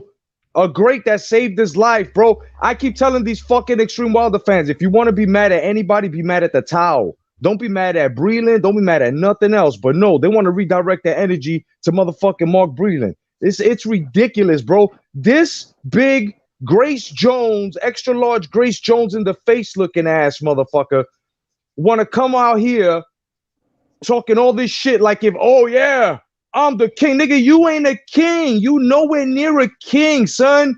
You doxing yourself every time you open your mouth, dog. Shut the fuck up, son. You don't even hit the bag, nigga. You don't even do track work, dog. You don't even do road work. You don't do nothing. And you want to talk shit about Mike Tyson in the 80s? Let me tell you something. Mike Tyson would have made you a fucking ventriloquist puppet, son. He would have put his whole hand up your ass, bro, and he would have fucking controlled every speech pattern you had, my nigga. I can't fucking stand you. You don't hold ground like no American boxer, nigga. None whatsoever, dog. None whatsoever. Box Jedi. Yes, sir. Boom. Troy in the back. Yeah, I know, but I'm just was trying to have mainly like just us and the Jedi because he do Reaper Game Radio. I'm not trying to have Oh, just got you, got you. anybody on there. All right, my bad. It's just us and Reaper Game Radio, bro. That's all it is. And Boxing Beats and Rhymes, you're more than welcome to hit the link if that's really you, bro. Hit the link, slide on. But I'm only having like just us real YouTube channel motherfuckers on here right Okay. Okay. So without any further ado, with your permission, I gotta give this motherfucker a skinny.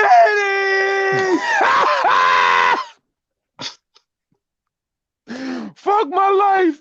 You fucking eraser face looking motherfucker. Yo, this is the most divisive shit staying in boxing, man. This is the most divisive shit staying in boxing, man. This is something the world has never seen before. Out of all of the corruption that boxing entails, and all the bullshit that has happened in boxing, this nigga has some fucking nerve.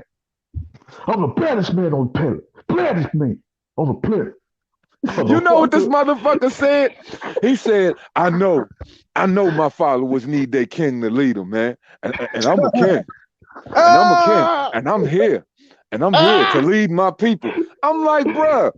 I'm like, nigga, you old fucking Rosa Parks motherfucking act like you sat at the motherfucking front of the bus ass nigga. Like, man, shut your ass up. Nigga, you's a 6'7" S-curl rocking motherfucker. Nigga, hold down the relaxer, bruh. He said he gonna start a conga twerk line with his followers, dog. Oh, this nigga here, man. Yeah. Hey, who they want to call that man Twerkante? Was that boxer for me? Twerkante. I shall rise from the ashes like a phoenix. Oh my God. I'm gonna rise like a phoenix from the ashes.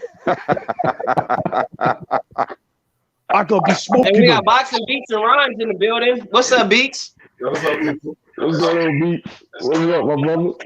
Hey. What up, Beats? Yes, what's up?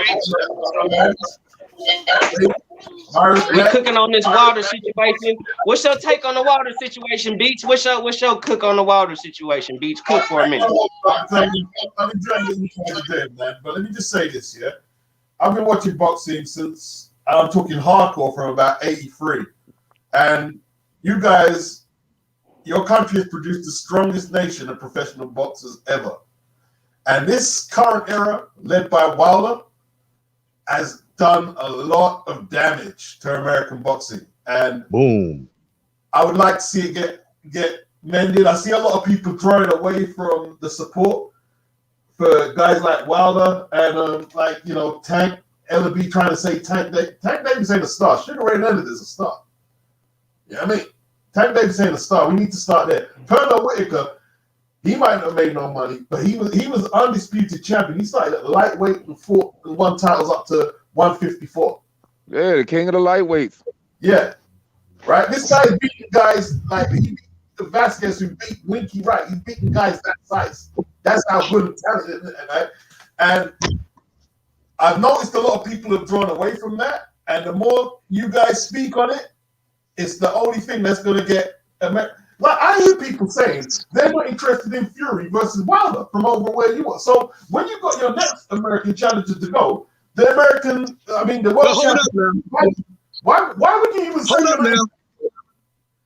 We still got Ruiz to stop Joshua now, so don't be putting motherfucking Deontay with Andy Ruiz Jr. that'll buckle that motherfucker in Madison Square Garden look like a four-head turtle. That's true. Ruiz took the seat, but the thing is, man. And I like Joshua. That's my boy. But he got embarrassed. How did Andy get to do that though? He took his shot. So hey, all my point is we can't make Wilder blanket all the other motherfucking good fighters in America. That's why we shit on him so much, so it won't become that. You know what I mean? Yeah, but how did Andy get to do that? He took his shot. We need y'all to do. We need y'all to shit on that big fat ass Dubois motherfucker and tell his ass stop taking a knee in the middle of a goddamn ring like an old bitch. Word up, yo! I'm still scared of motherfucking Ray Mercer, not Wilder. Look.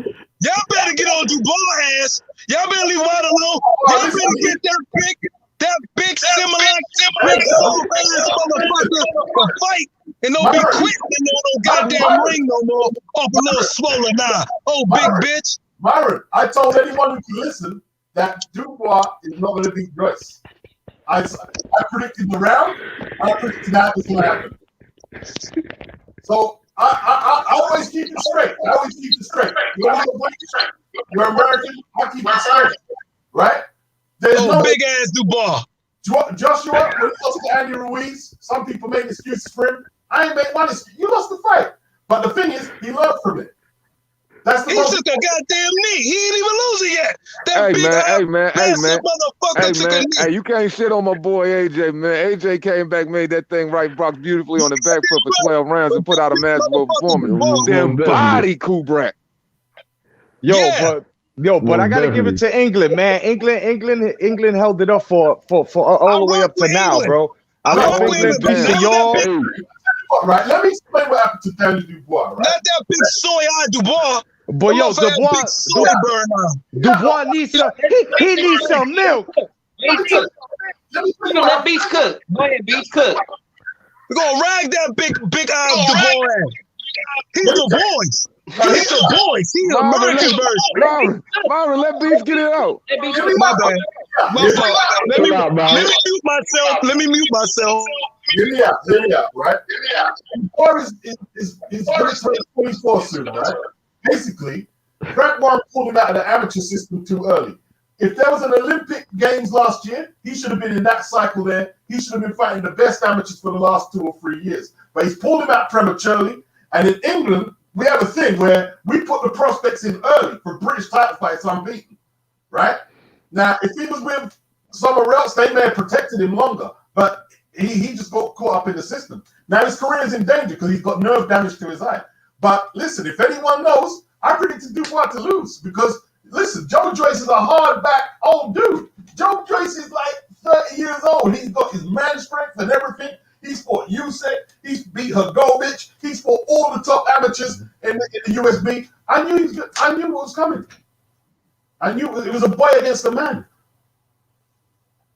Yeah, man. Yeah, Joe Joyce was just too seasoned, man. Had been in too many fights with too many, credible fighters. And even on his professional level, he had already been in fighters with guys like Brian Jennings. He had already fought, you know what I'm saying, fucking Bermain Stavern. He had already fought individuals like that when Dubois who did he fight? Nathan Gorman? Fucking Lartley? Shit like that. Like, come on, man. Like, this dude got beat by a jab, bro. He got beat by a fucking jab. Yo, it's the level of competition, bro. You always gonna gain experience, and Joe Joyce gained that experience by fighting top level competition, bro. You know what I'm saying? And that played helped him prepare for a young fighter that still needs some room to grow, needs to evolve a little bit more, man. Make some adjustment. And hey, much respect to Joe Joyce, man. He did his thing.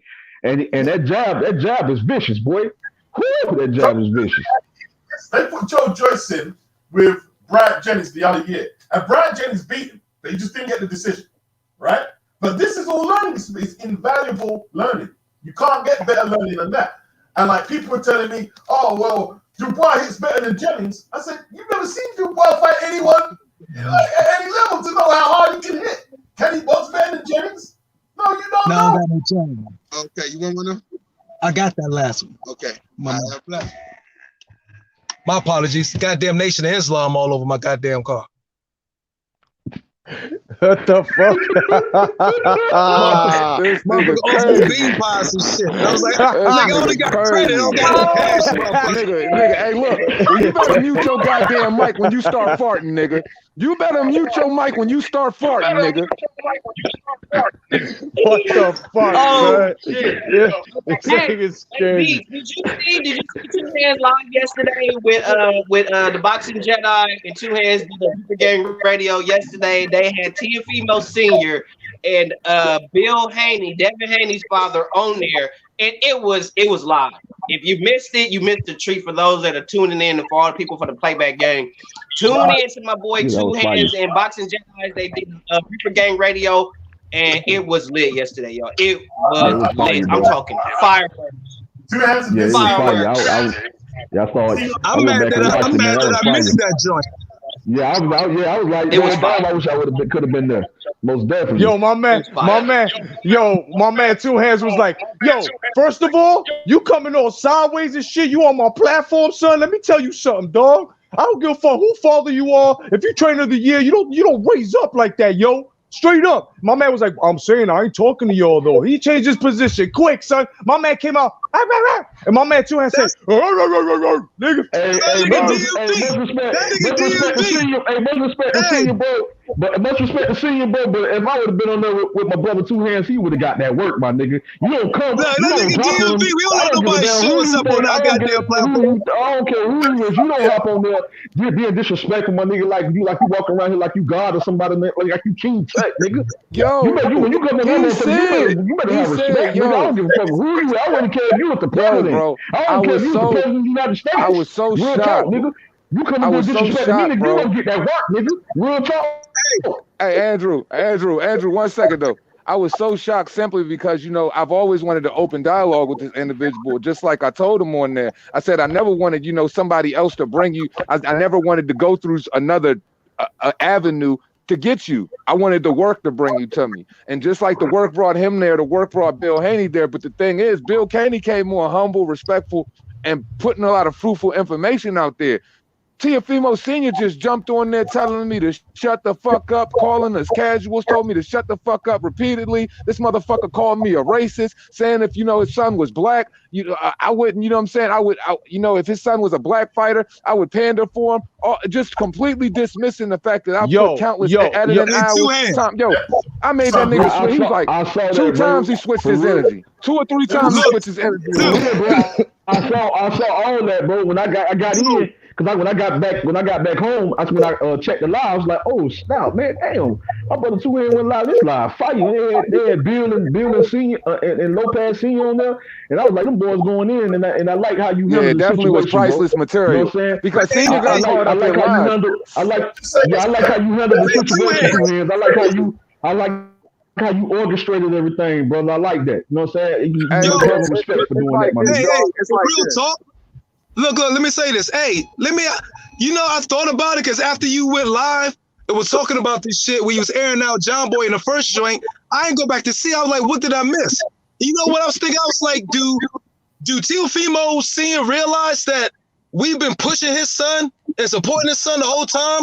So I'm thinking I'm trying to think if he really got our channel or your channel, our channels mixed up with some others, because some other motherfuckers are putting some dirt and say, no, these motherfuckers that have him go against us. Because if you heard any of our commentary about him and his son before he ever got on there, I doubt if he came over that energy, bro. Bro, I made that very evident. He humbled them as soon as he told them like this. He goes, as a matter of fact, let me tell you how it really is. I've been pushing mostly all my content. I've been putting all my energy in promoting you and your son, letting motherfuckers know, cutting niggas' heads off, and you think you got the right to come on here? That's when he changed his whole energy and said, oh, but I ain't talking about you guys. I'm talking about the guys, the haters. Nigga, nobody else was talking about nobody but giving constructive criticism. That's why when I got on, I asked that nigga that question. Some other shit. You thought you was that's what I'm saying. You was the LDBC channel. That's what I'm saying. But then I asked him a real simple question, right? I said, yo, can you handle constructive criticism? He couldn't answer that. He couldn't answer that. Here's the thing. This is what truly bothered me about the whole situation. I said, bro, I'm like, yo, all the times he telling me shut the F up and all of that. 3 times he went from saying, oh, it's about, I'm not talking about you, I'm talking about somebody else, to going back to saying, you know what I mean, to getting at me. And I said, bro, I'm sitting there, I'm like, this nigga can't be serious. I'm like, how you going to say? I said, nigga, you ain't God. He said, I'm the closest thing to it. He said, I'm what? 1 second, yeah. Let me just say this. Let me tell you. I used to do a lot. We got an echo in the background, man. It ain't me this time.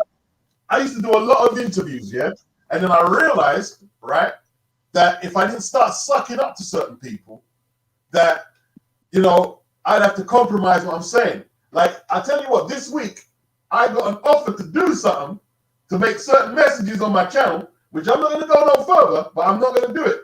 And I remember speaking to Tony Thompson. He was speaking after he lost to Pulev. And he says, "Oh, I won the fight." I said, "You didn't win the fight." And then he just turns salty. You know what I mean? He turns salty as anything because he lost the fight. You know what I mean? Mhm. And Monty Barrett, same thing. So me, I just do my videos with interviews. If I get an interview, cool. But if anyone thinks that I'm not going to say what I've got to say because you're all right, you're putting blood, sweat, tears in the gym. You got to call it how you. If you don't call it how you see it, you become a puppet champ. It's as simple Absolutely. as that. You know. And that was the one. And Beats, that was the one thing that I was trying. That was the point that I was trying to make. Go ahead. Go ahead. I was gonna ask Beat something real quick, and I'm gonna let you cook, Deuce. It was something I saw that Teofimo Sr. said, and he was very repetitive with it. And I was talking to Deuce about this last night on the phone. How do you think about this, Beats? As a trainer, I'm a trainer myself, but as a trainer, if a trainer is always referring to themselves as I'm fighting you, I'm going to fight you, I'm going to do this. I told you I was going to fight you. You were supposed to offer me the 1 point something million. Y'all paid me 1.5 million. But Teofimo Sr. isn't the one that's fighting. It's Teofimo Jr. that's fighting. So what do you think about a trainer that's always putting himself as if he's the one fighting versus the fighter that's actually doing the fight? Well, He's living vicariously through that motherfucker. The beat's cooked. Here's where it's going to go. Eventually, the son is going to leave because as soon as he gets his own in the gym, because you can't hold on to your daddy or your mom. Hey, y'all mute, man, because that echo bad. That shit sound bad to me, and I got headphones on, so I know it sound bad to the fans. Okay, so eventually, what's going to happen is you can't hold on to your mom and your dad forever. And they've had problems in their relationship as well until it became into tears before he fought Lomachenko. So, you can't live vicariously through your son like that. You can't do that. Like, it's your son taking the punches. You're training him, fair enough. But when he gets older, he's going to seek his own independence, and it's probably going to end in a bad way. That's how I see that. Absolutely, because, every time that he spoke on my platform, go ahead.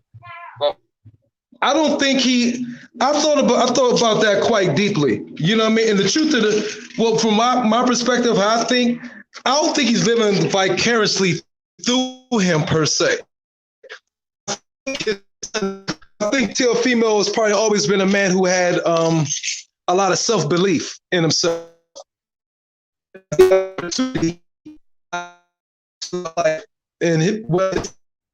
Get off that Cricket Wireless, bro. He said Cricket Wireless. My man said Cricket. He said Cricket Wireless. Well, Jedi, won't you? You was there for the whole scene. Why don't you give us a little your take on it? Can y'all hear me? Now we hear you. If you go after you go, I'm gonna let Jedi go after you, Blue. Go ahead. I think his son has helped giving him validation. His son is giving him validation as a man who, and as far as an accomplishment, by him being his trainer. I don't know if he got a coach of the year or if he was co-coach of the year, whatever. But T.O. Jr. has helped giving T.O. Sr. validation for his life. And he's going off a high off that.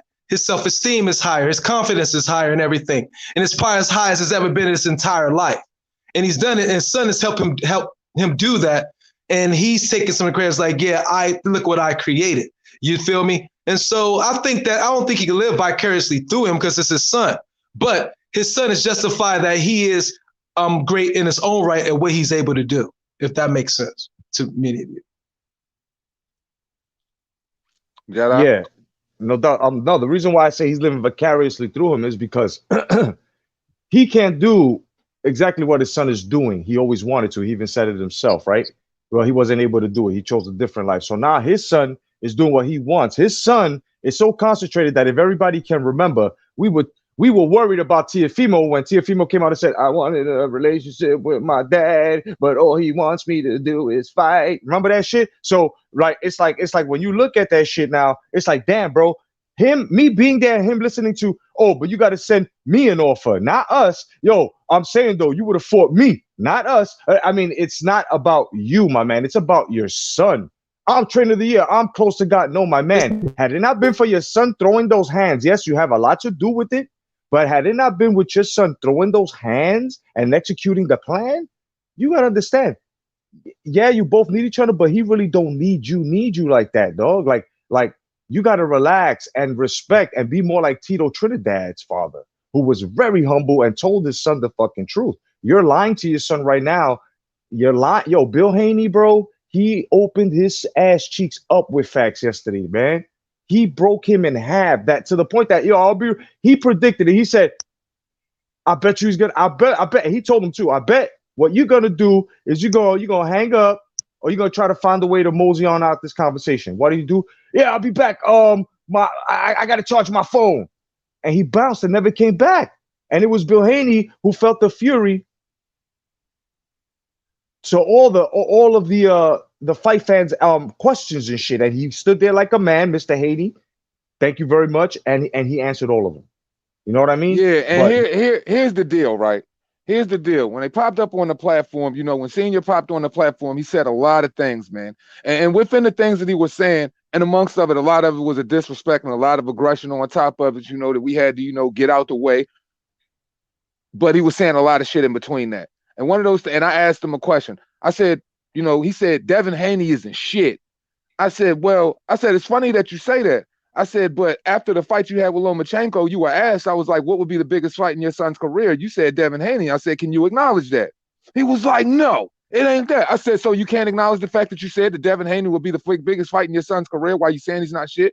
He wouldn't acknowledge it.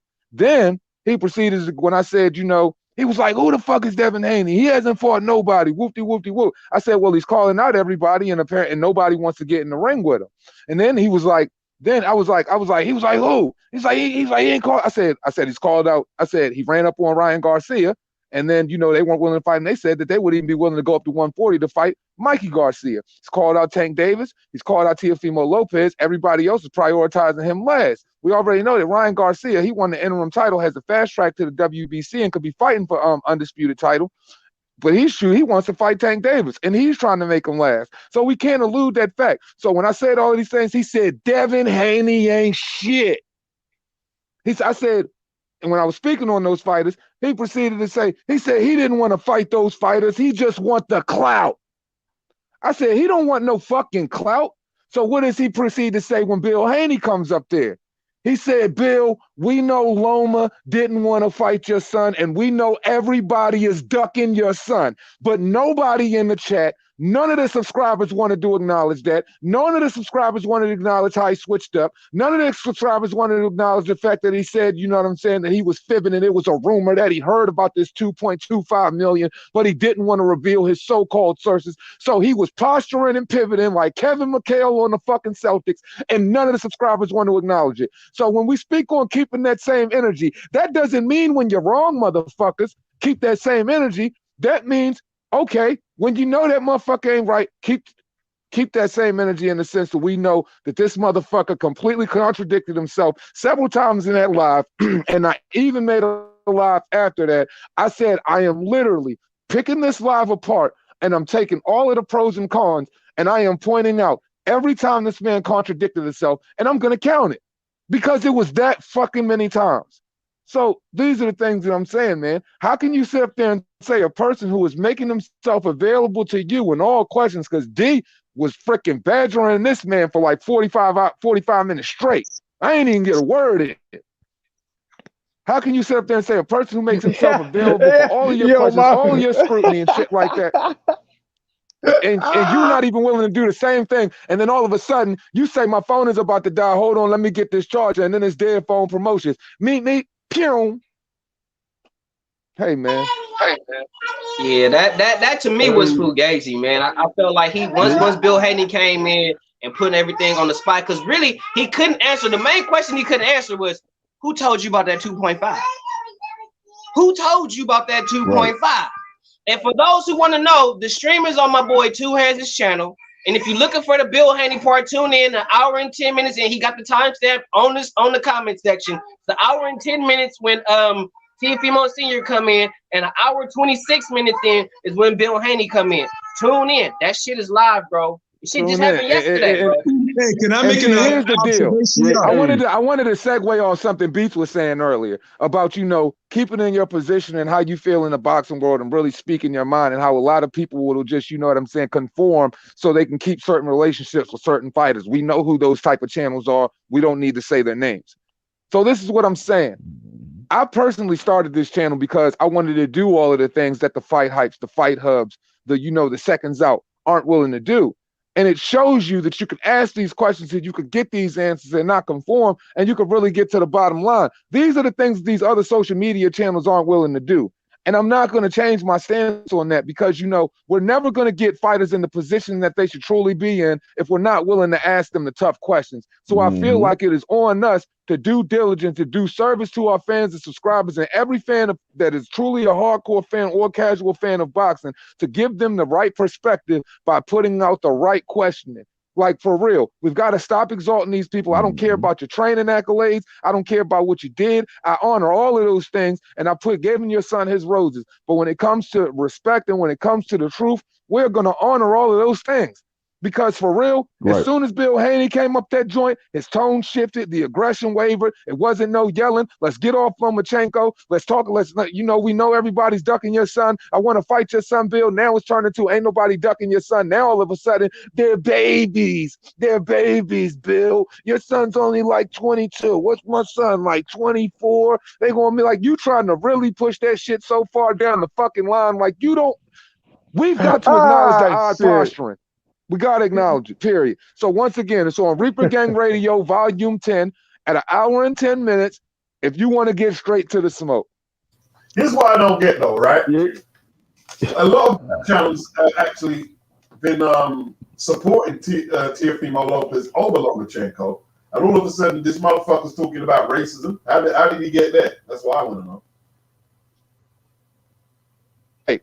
That's what I'm saying, because I truly don't understand how you can consistently, you know, call an individual a racist, but you don't know, bro. Yeah, you don't know their body of work. But see, here's the thing. Somebody that I'm very familiar with that I found out when I got offline brought them there, and I didn't even ask them to.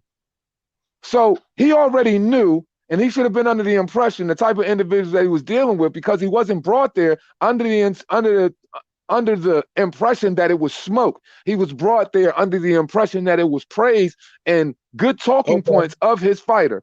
So he jumped out the window and jumped all the way left because he sat back in alive. He heard all of the praise we were giving this fighter. But then when it came to the scrutiny, that motherfucker jumped all the way out the window with no fucking parachute. With nothing but raw aggression. You proceed to call, once again, you call me a racist. You say I'm pandering for black fighters. I'm the one individual that keeps the tribalism out of my channel while acknowledging, you know, certain aspects. There are certain aspects and racial things that happen in boxing that, you know, we cannot ignore. But I will not let that play, you know, my page and the content that I put out, because boxing, it's the world of boxing. It isn't a secular thing. It doesn't just work for this tribe over here and that tribe over there. So we got to get that thought process out of our head. And if his brain is being marshmallow by all of the other channels that are poisonous because they happen to have a little bit more traffic than us, then you need to dig a little deeper, homie, because everybody isn't like that. We don't think like that all as black men. He started talking about Tatley. He started talking about Comey and giving them their respect as a racist. So it makes me question, why would you bring up these things if you're not feeling that way? Right, and then he was like on the outside looking in. He just hopped on the panel, you know, pulling up to your platform, being disrespectful. But he was on the outside looking in, that not acknowledging all the praise and all the glory that you was giving to his son. You know what I'm saying? And that I've seen all the videos and how we recognize his son as one of the best fighters at 135 and the top guy at 135. We acknowledge all that. We respect your son. Right, and Andrew, right? You pull up, and he pull up to the panel thinking that we talking bad about your son and disrespecting your son and coming at your son, talking got some bad blood against your son. Like, no, at the end of the day, bro, you should hop down. I never became a racist until, you know what I'm saying, I said that, you know, when it becomes to Devin Haney, your son acts a little shifty. When it comes to Devin Haney, y'all energy shifting, y'all act shifty. That's when it proceeded to go to the racist stuff. And, you know, you try to use that whole propaganda push, bro. This isn't no PBC war machine over here, bro. Yo, don't do brothers, Real niggas talk. became Real talk. racist. We became casuals. We became Right, bro. everything, bro, in the book, son. I gotta go And watch then, this. and then see you doing all that talking about Devin Haney ain't shit, right? But he know deep down inside that he know that nigga Devin Haney is a problem. Even Senior know Devin Haney is a problem, bro. Oh yeah, he switched his stance That real quick nigga when know Bill it. came up That there. And nigga Bill know even that said, nigga, bro. That nigga know it, bro. And he right 2 hands. That nigga changed his energy real fast, real quick when Bill real pulled up. fast, real I fast. saw that, It bro. I all saw that. switched. Every narrative, everything that he was trying to put out there switched, his old energy switch. And then you know what I'm saying? It almost was like, you know what I'm saying, you watching an adult, you know what I'm saying, son of nigga.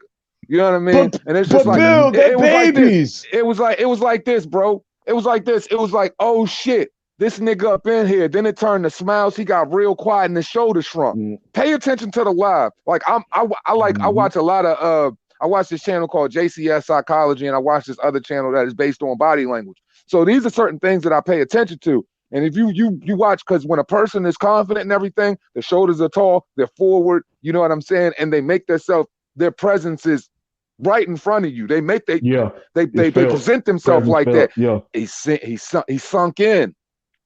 He sunk in. His shoulders came back. His voice changed. Everything changed.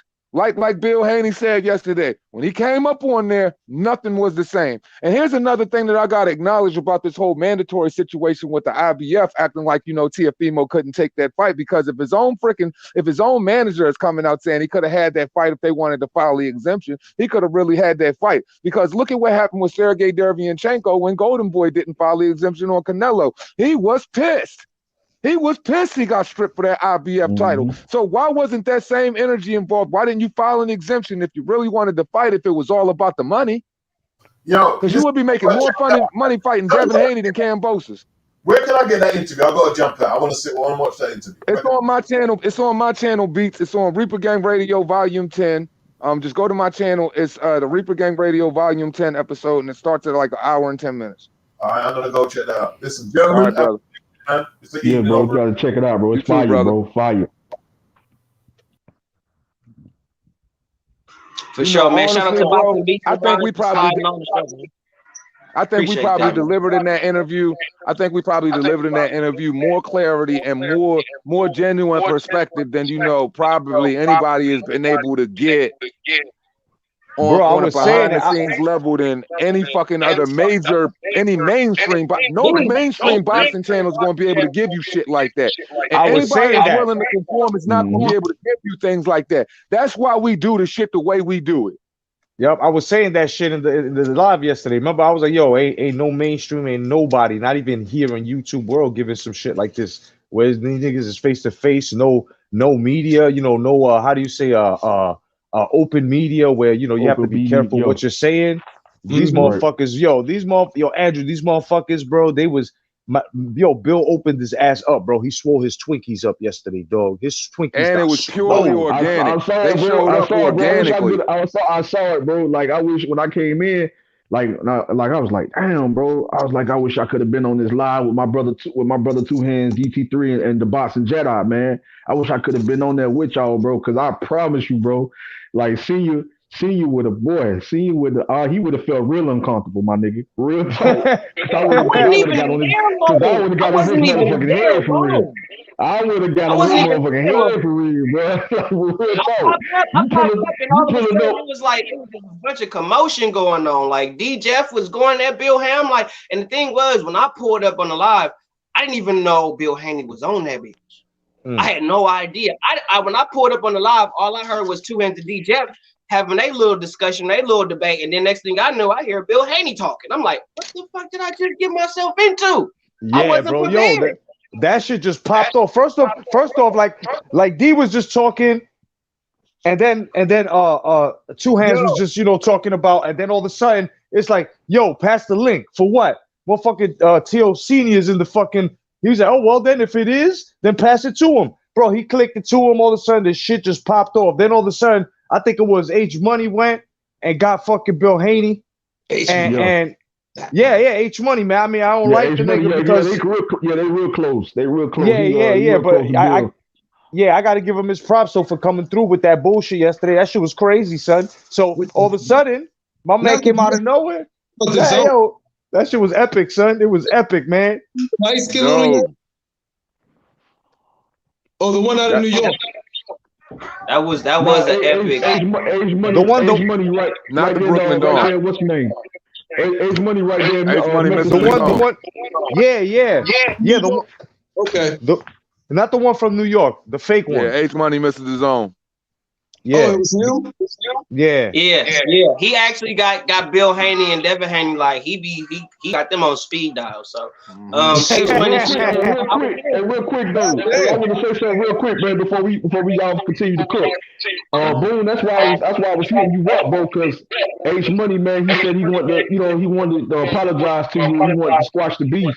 Yeah, and he wanted me to H Money was saying, man, he wanted me to get in contact with you, man, so y'all can sit down and chop it up, man, and squash the beef and shake hands, right, man, and because put it into whatever y'all had in the outside of past, all the bro. corny shit that he used to do, he don't do that shit. No, he don't do it with me. You know what I mean? Me and H Money cool, like, but it's the H Money that's presenting himself, like. But everybody goes through a process of transformation, and we got to realize that these individuals are very young. So they're gonna do things that we are not gonna be able to rock with. But hey, man, if we human beings, man, we are at fault too. So we got to be able to forgive people, man. Yeah, I'm willing to talk to him. I don't got no issue with talking to him. Like I said, my only gripe I ever had, and I'm gonna say this to him too, was just like, bruh, before it got to where it is now, before the NBBC became the conglomerate that it is today, H Money was my #1 draft pick. Yeah, he was the first person. That's Boone. Yeah, he was my guy. That was my guy.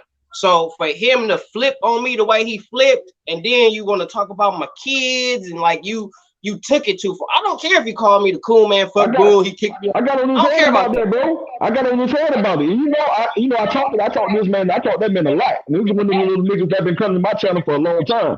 So I got on that nigga head about that when he came with being disrespectful and got out of line talking about your kids. I stuck to that nigga about that, bro.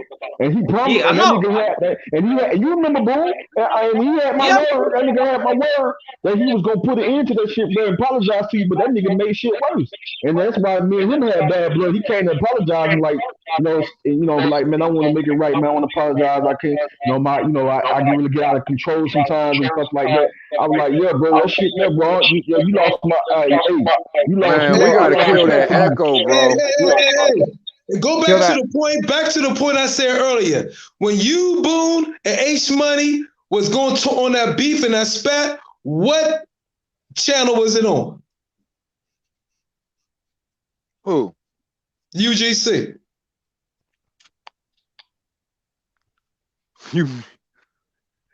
I was on Black Horseman's channel. Hey, I'm gonna mute my mic, bro. Let me know if y'all still hear that echo, man. Hold on real quick. Nah, you don't got an echo. It's me. It's because my speaker is on the side of my phone.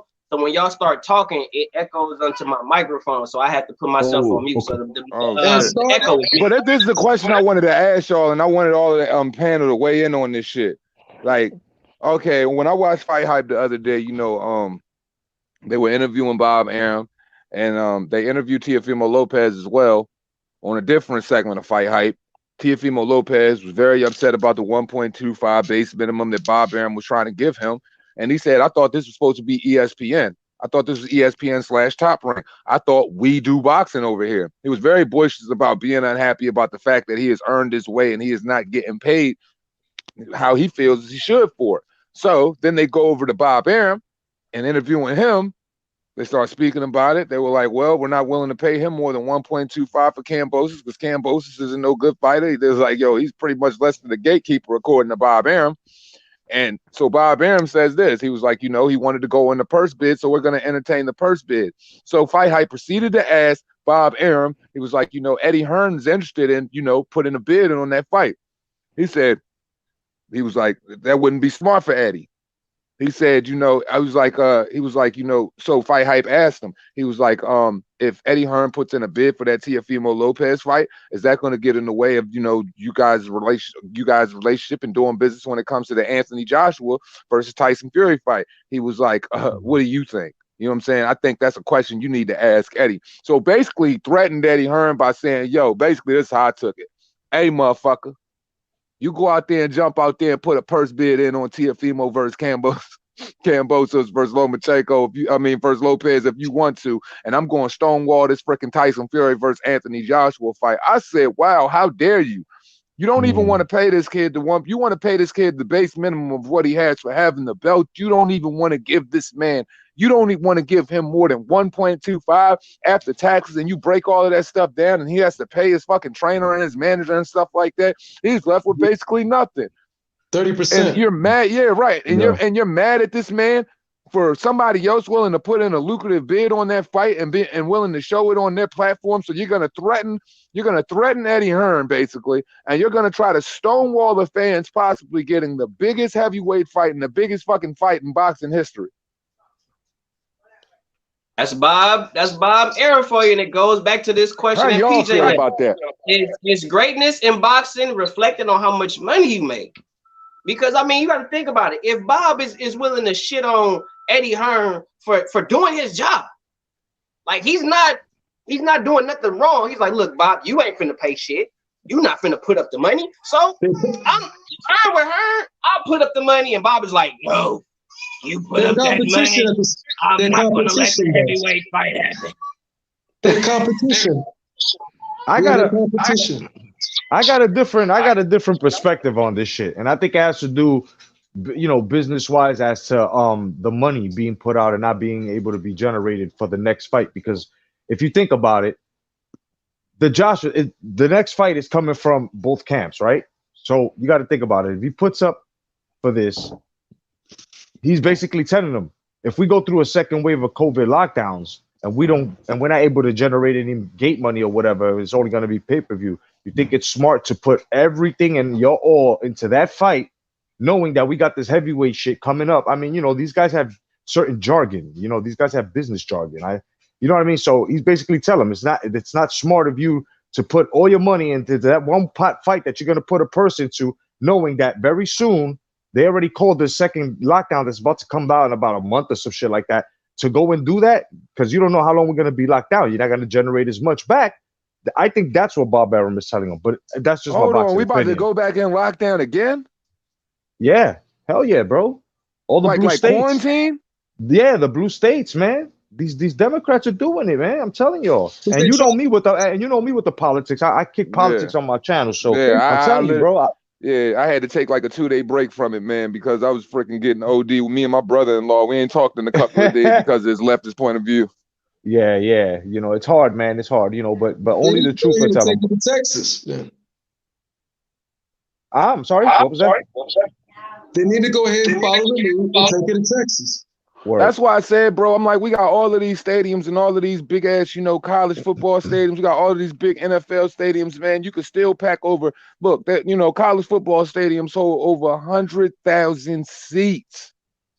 100,000. You tell me you can't spread a person out in social distances and you could put about 50,000 in there and still social distance like a motherfucker. Yeah. Get a hell of a gate and still do hella pay-per-view numbers. If you tell me if you got 50,000 seats in a college or NFL stadium for Anthony Joshua and Tyson Fury, man, them UK fans is going to feel so blessed and so lucky to be able to come out 50,000 strong, 30,000 strong or whatever, and other 20,000 be American fans or whatever, but it's going to be a heavy influx of European fans coming over, going crazy, flags waving, just doing their war cries, all that shit. You know what I mean? A lot of, you know what I'm saying? A lot of mugs clashing and cheering, me getting splashed with beer, enjoying the good time. Like, there's a way to make this thing happen. I just find it very disingenuous of a guy like Bob Arum to stonewall Eddie Hearn to basically say that, you know, I don't want, you know what I mean, you put in no money for this fighter to get any bread. Like, that's why he took it the purse bid, because, you know, he's betting on himself at this point. He's betting on what these other promotional outfits are willing to put up. Now it could come to the point to where the promotional outfits could barely exceed his minimum. Yeah. So we got to see how it's going to play out on the 18th. But that's just how I see it. Go ahead, Jedi. Go ahead. No, I'm sorry. I was just saying that's just how I see how Bob Arum gave him that message. Like, bro, you got 2 fights. Yeah, they're big, but the heavyweight one is bigger, bro. Think about this, bro. If you don't have the money to throw up on your part, bro, you're gonna fuck that fight up. So that's what I think he told him with that. You know what I'm saying? I'm just saying, look at it through that perspective. Because think about it, bro. I mean, if there's a lockdown coming, bro, I mean, look how we suffered. Look how they suffered before. Hey, bro, I don't think it had nothing to do with the fucking heavyweight joint. The Tyson Fury fight and the Anthony Joshua fight is going to generate the money it generates on its own, regardless. No, but I'm saying throwing it up. I'm saying throwing it up, throwing the purse up for the fight. That's what I'm saying. If he throws it up for this lightweight fight and shit with Teofimo, and you know what I'm saying, he just depending how much it is he got to throw up or whatever and what they asking for, he just might not have enough to come to the table with Arum. So Arum's telling him, I don't think that's a smart move for you to do this right now. Go to the Saudis. Yeah, go to the Saudis. Exactly. That's what I think. They both should go there. That's what I was going to say that, bro. I was just about to say that. Get that money from us. Arum is just a part of this fucking plan. He playing that shit really, really dirty. Really talk. From what I heard, the main problem was the TV broadcasting right now. But I heard they were already planning on putting the first fight in the Middle East anyway. But you know, it was a couple people that's very interested in picking it up, and then they were going to try to bring that thing home in the UK. And if they couldn't bring it in the UK based on, you know, COVID restrictions, they were going to try to move it to the US. I'm just saying, this fight is so freaking big. I would say I would just throw that bitch in a motherfucking NFL stadium and let that motherfucker rip, because that's the type of fight that you don't have to promote. All you got to do is throw that bitch out there on TV, advertise it, and motherfuckers, people, everybody waiting for it. You ain't got to do that. Anthony Joshua gonna move the needle on his own. Though, what doesn't Frank Warren have a say so in Tyson Fury, or Frank Warren sold him off the buy? Well, Frank Warren has this little part to play in it because I believe that it's a joint deal. Like, you know, he's a part of, I believe, the whole BT and ESPN share broadcasting between Tyson Fury and, you know, MTK Global, you know, has a portion, you know, has management in Tyson Fury. So it's like a joint venture. But, you know, basically the whole machine was to build Tyson Fury up in the U.S. market. That's what the major deal was about. And putting the fights over in the States. And I forgot how many of them were supposed to take place in the States, with the big end game being the big fight with Anthony Joshua, if he was supposed to come through with Deontay Wilder, which is taking place. Now we just have all of these little fucking COVID loopholes in a way, man. But with Tyson Fury in the same breath jumps on I believe Instagram Live or something like that, and he says Daniel Kinahan, I just spoke with Daniel Kinahan, and we just, you know what I'm saying, we just signed or something for the biggest fight in the world or something like that is going down or some shit like that. Who knows? I don't know about that, man. When they say shit like that, I just signed for the biggest fight in the world, and then he's fighting some B-level fighter or some shit. So I'll be happy when I see it as an official fight or what's going on or what's happening. You know what I mean? It's getting a little late, fellas. My baby's getting restless, so I just want to get our closing thoughts before we get up out of here. Because I want to smoke a cigarette and a blunt anyway. I smoked I'm going to go start off with Jedi, because actually Jedi's first time being here, and I've been trying to get Jedi black ass over here for the longest. My boy Jay Cotto. You know what I mean? Because I be watching you. I just don't watch you talk about wrestling because I get mad. I hate wrestling now. I used to love it when I was doing it. That's like Reaper Gang radio co-host right there. Yo, can we put this back? Let's put some beautiful thing in perspective here. From Two Hands initial freaking live to now, it was a beautiful negative that turned into a positive. One love, peace and pugilism, NBBC. NBBC. Negative. Much love and respect, man. Much love and respect. No Hey doubt. Thanks man, for once having me. again, man, there was something that was said on, you know what I'm saying, an old Rockefeller album that I love too. And it was a song by the Young Guns called Tough Love on the first CD they did. And you know, at the end of the song, and basically they was going back and forth and they were checking each other about the position they was in the rap game and how they should come hard and do anything, but basically they was just making each other better, battling with the lyricism. And at the end of the joint, they said, you know what I'm saying, Rockefeller. They was like, nobody else check us. We check ourselves. And Yeah. that's what we do in Real talk. NBBC. As grown men, we got to check ourselves so we can keep everything in perspective. Because this is the thing: when you harbor negative energy, or you don't, you know what I'm saying, convey certain things on how you feel, you know what I mean. Like that's where you know what I mean. The problems come in. But when you lay it all on the table as men and you deal with it, you always stay solid. And actually, you know what I'm saying, the bond only gets stronger and the accomplishments become greater. So all I can say at the end of this shit, man, it costs you nothing to pay a nigga no mind. It's Real NBBC talk. forever as always. Y'all already know what it is, man. Peace, guys. All Thanks. right, y'all. We out this camp. Peace. All right, doubt. man. Much love and respect, y'all. We out.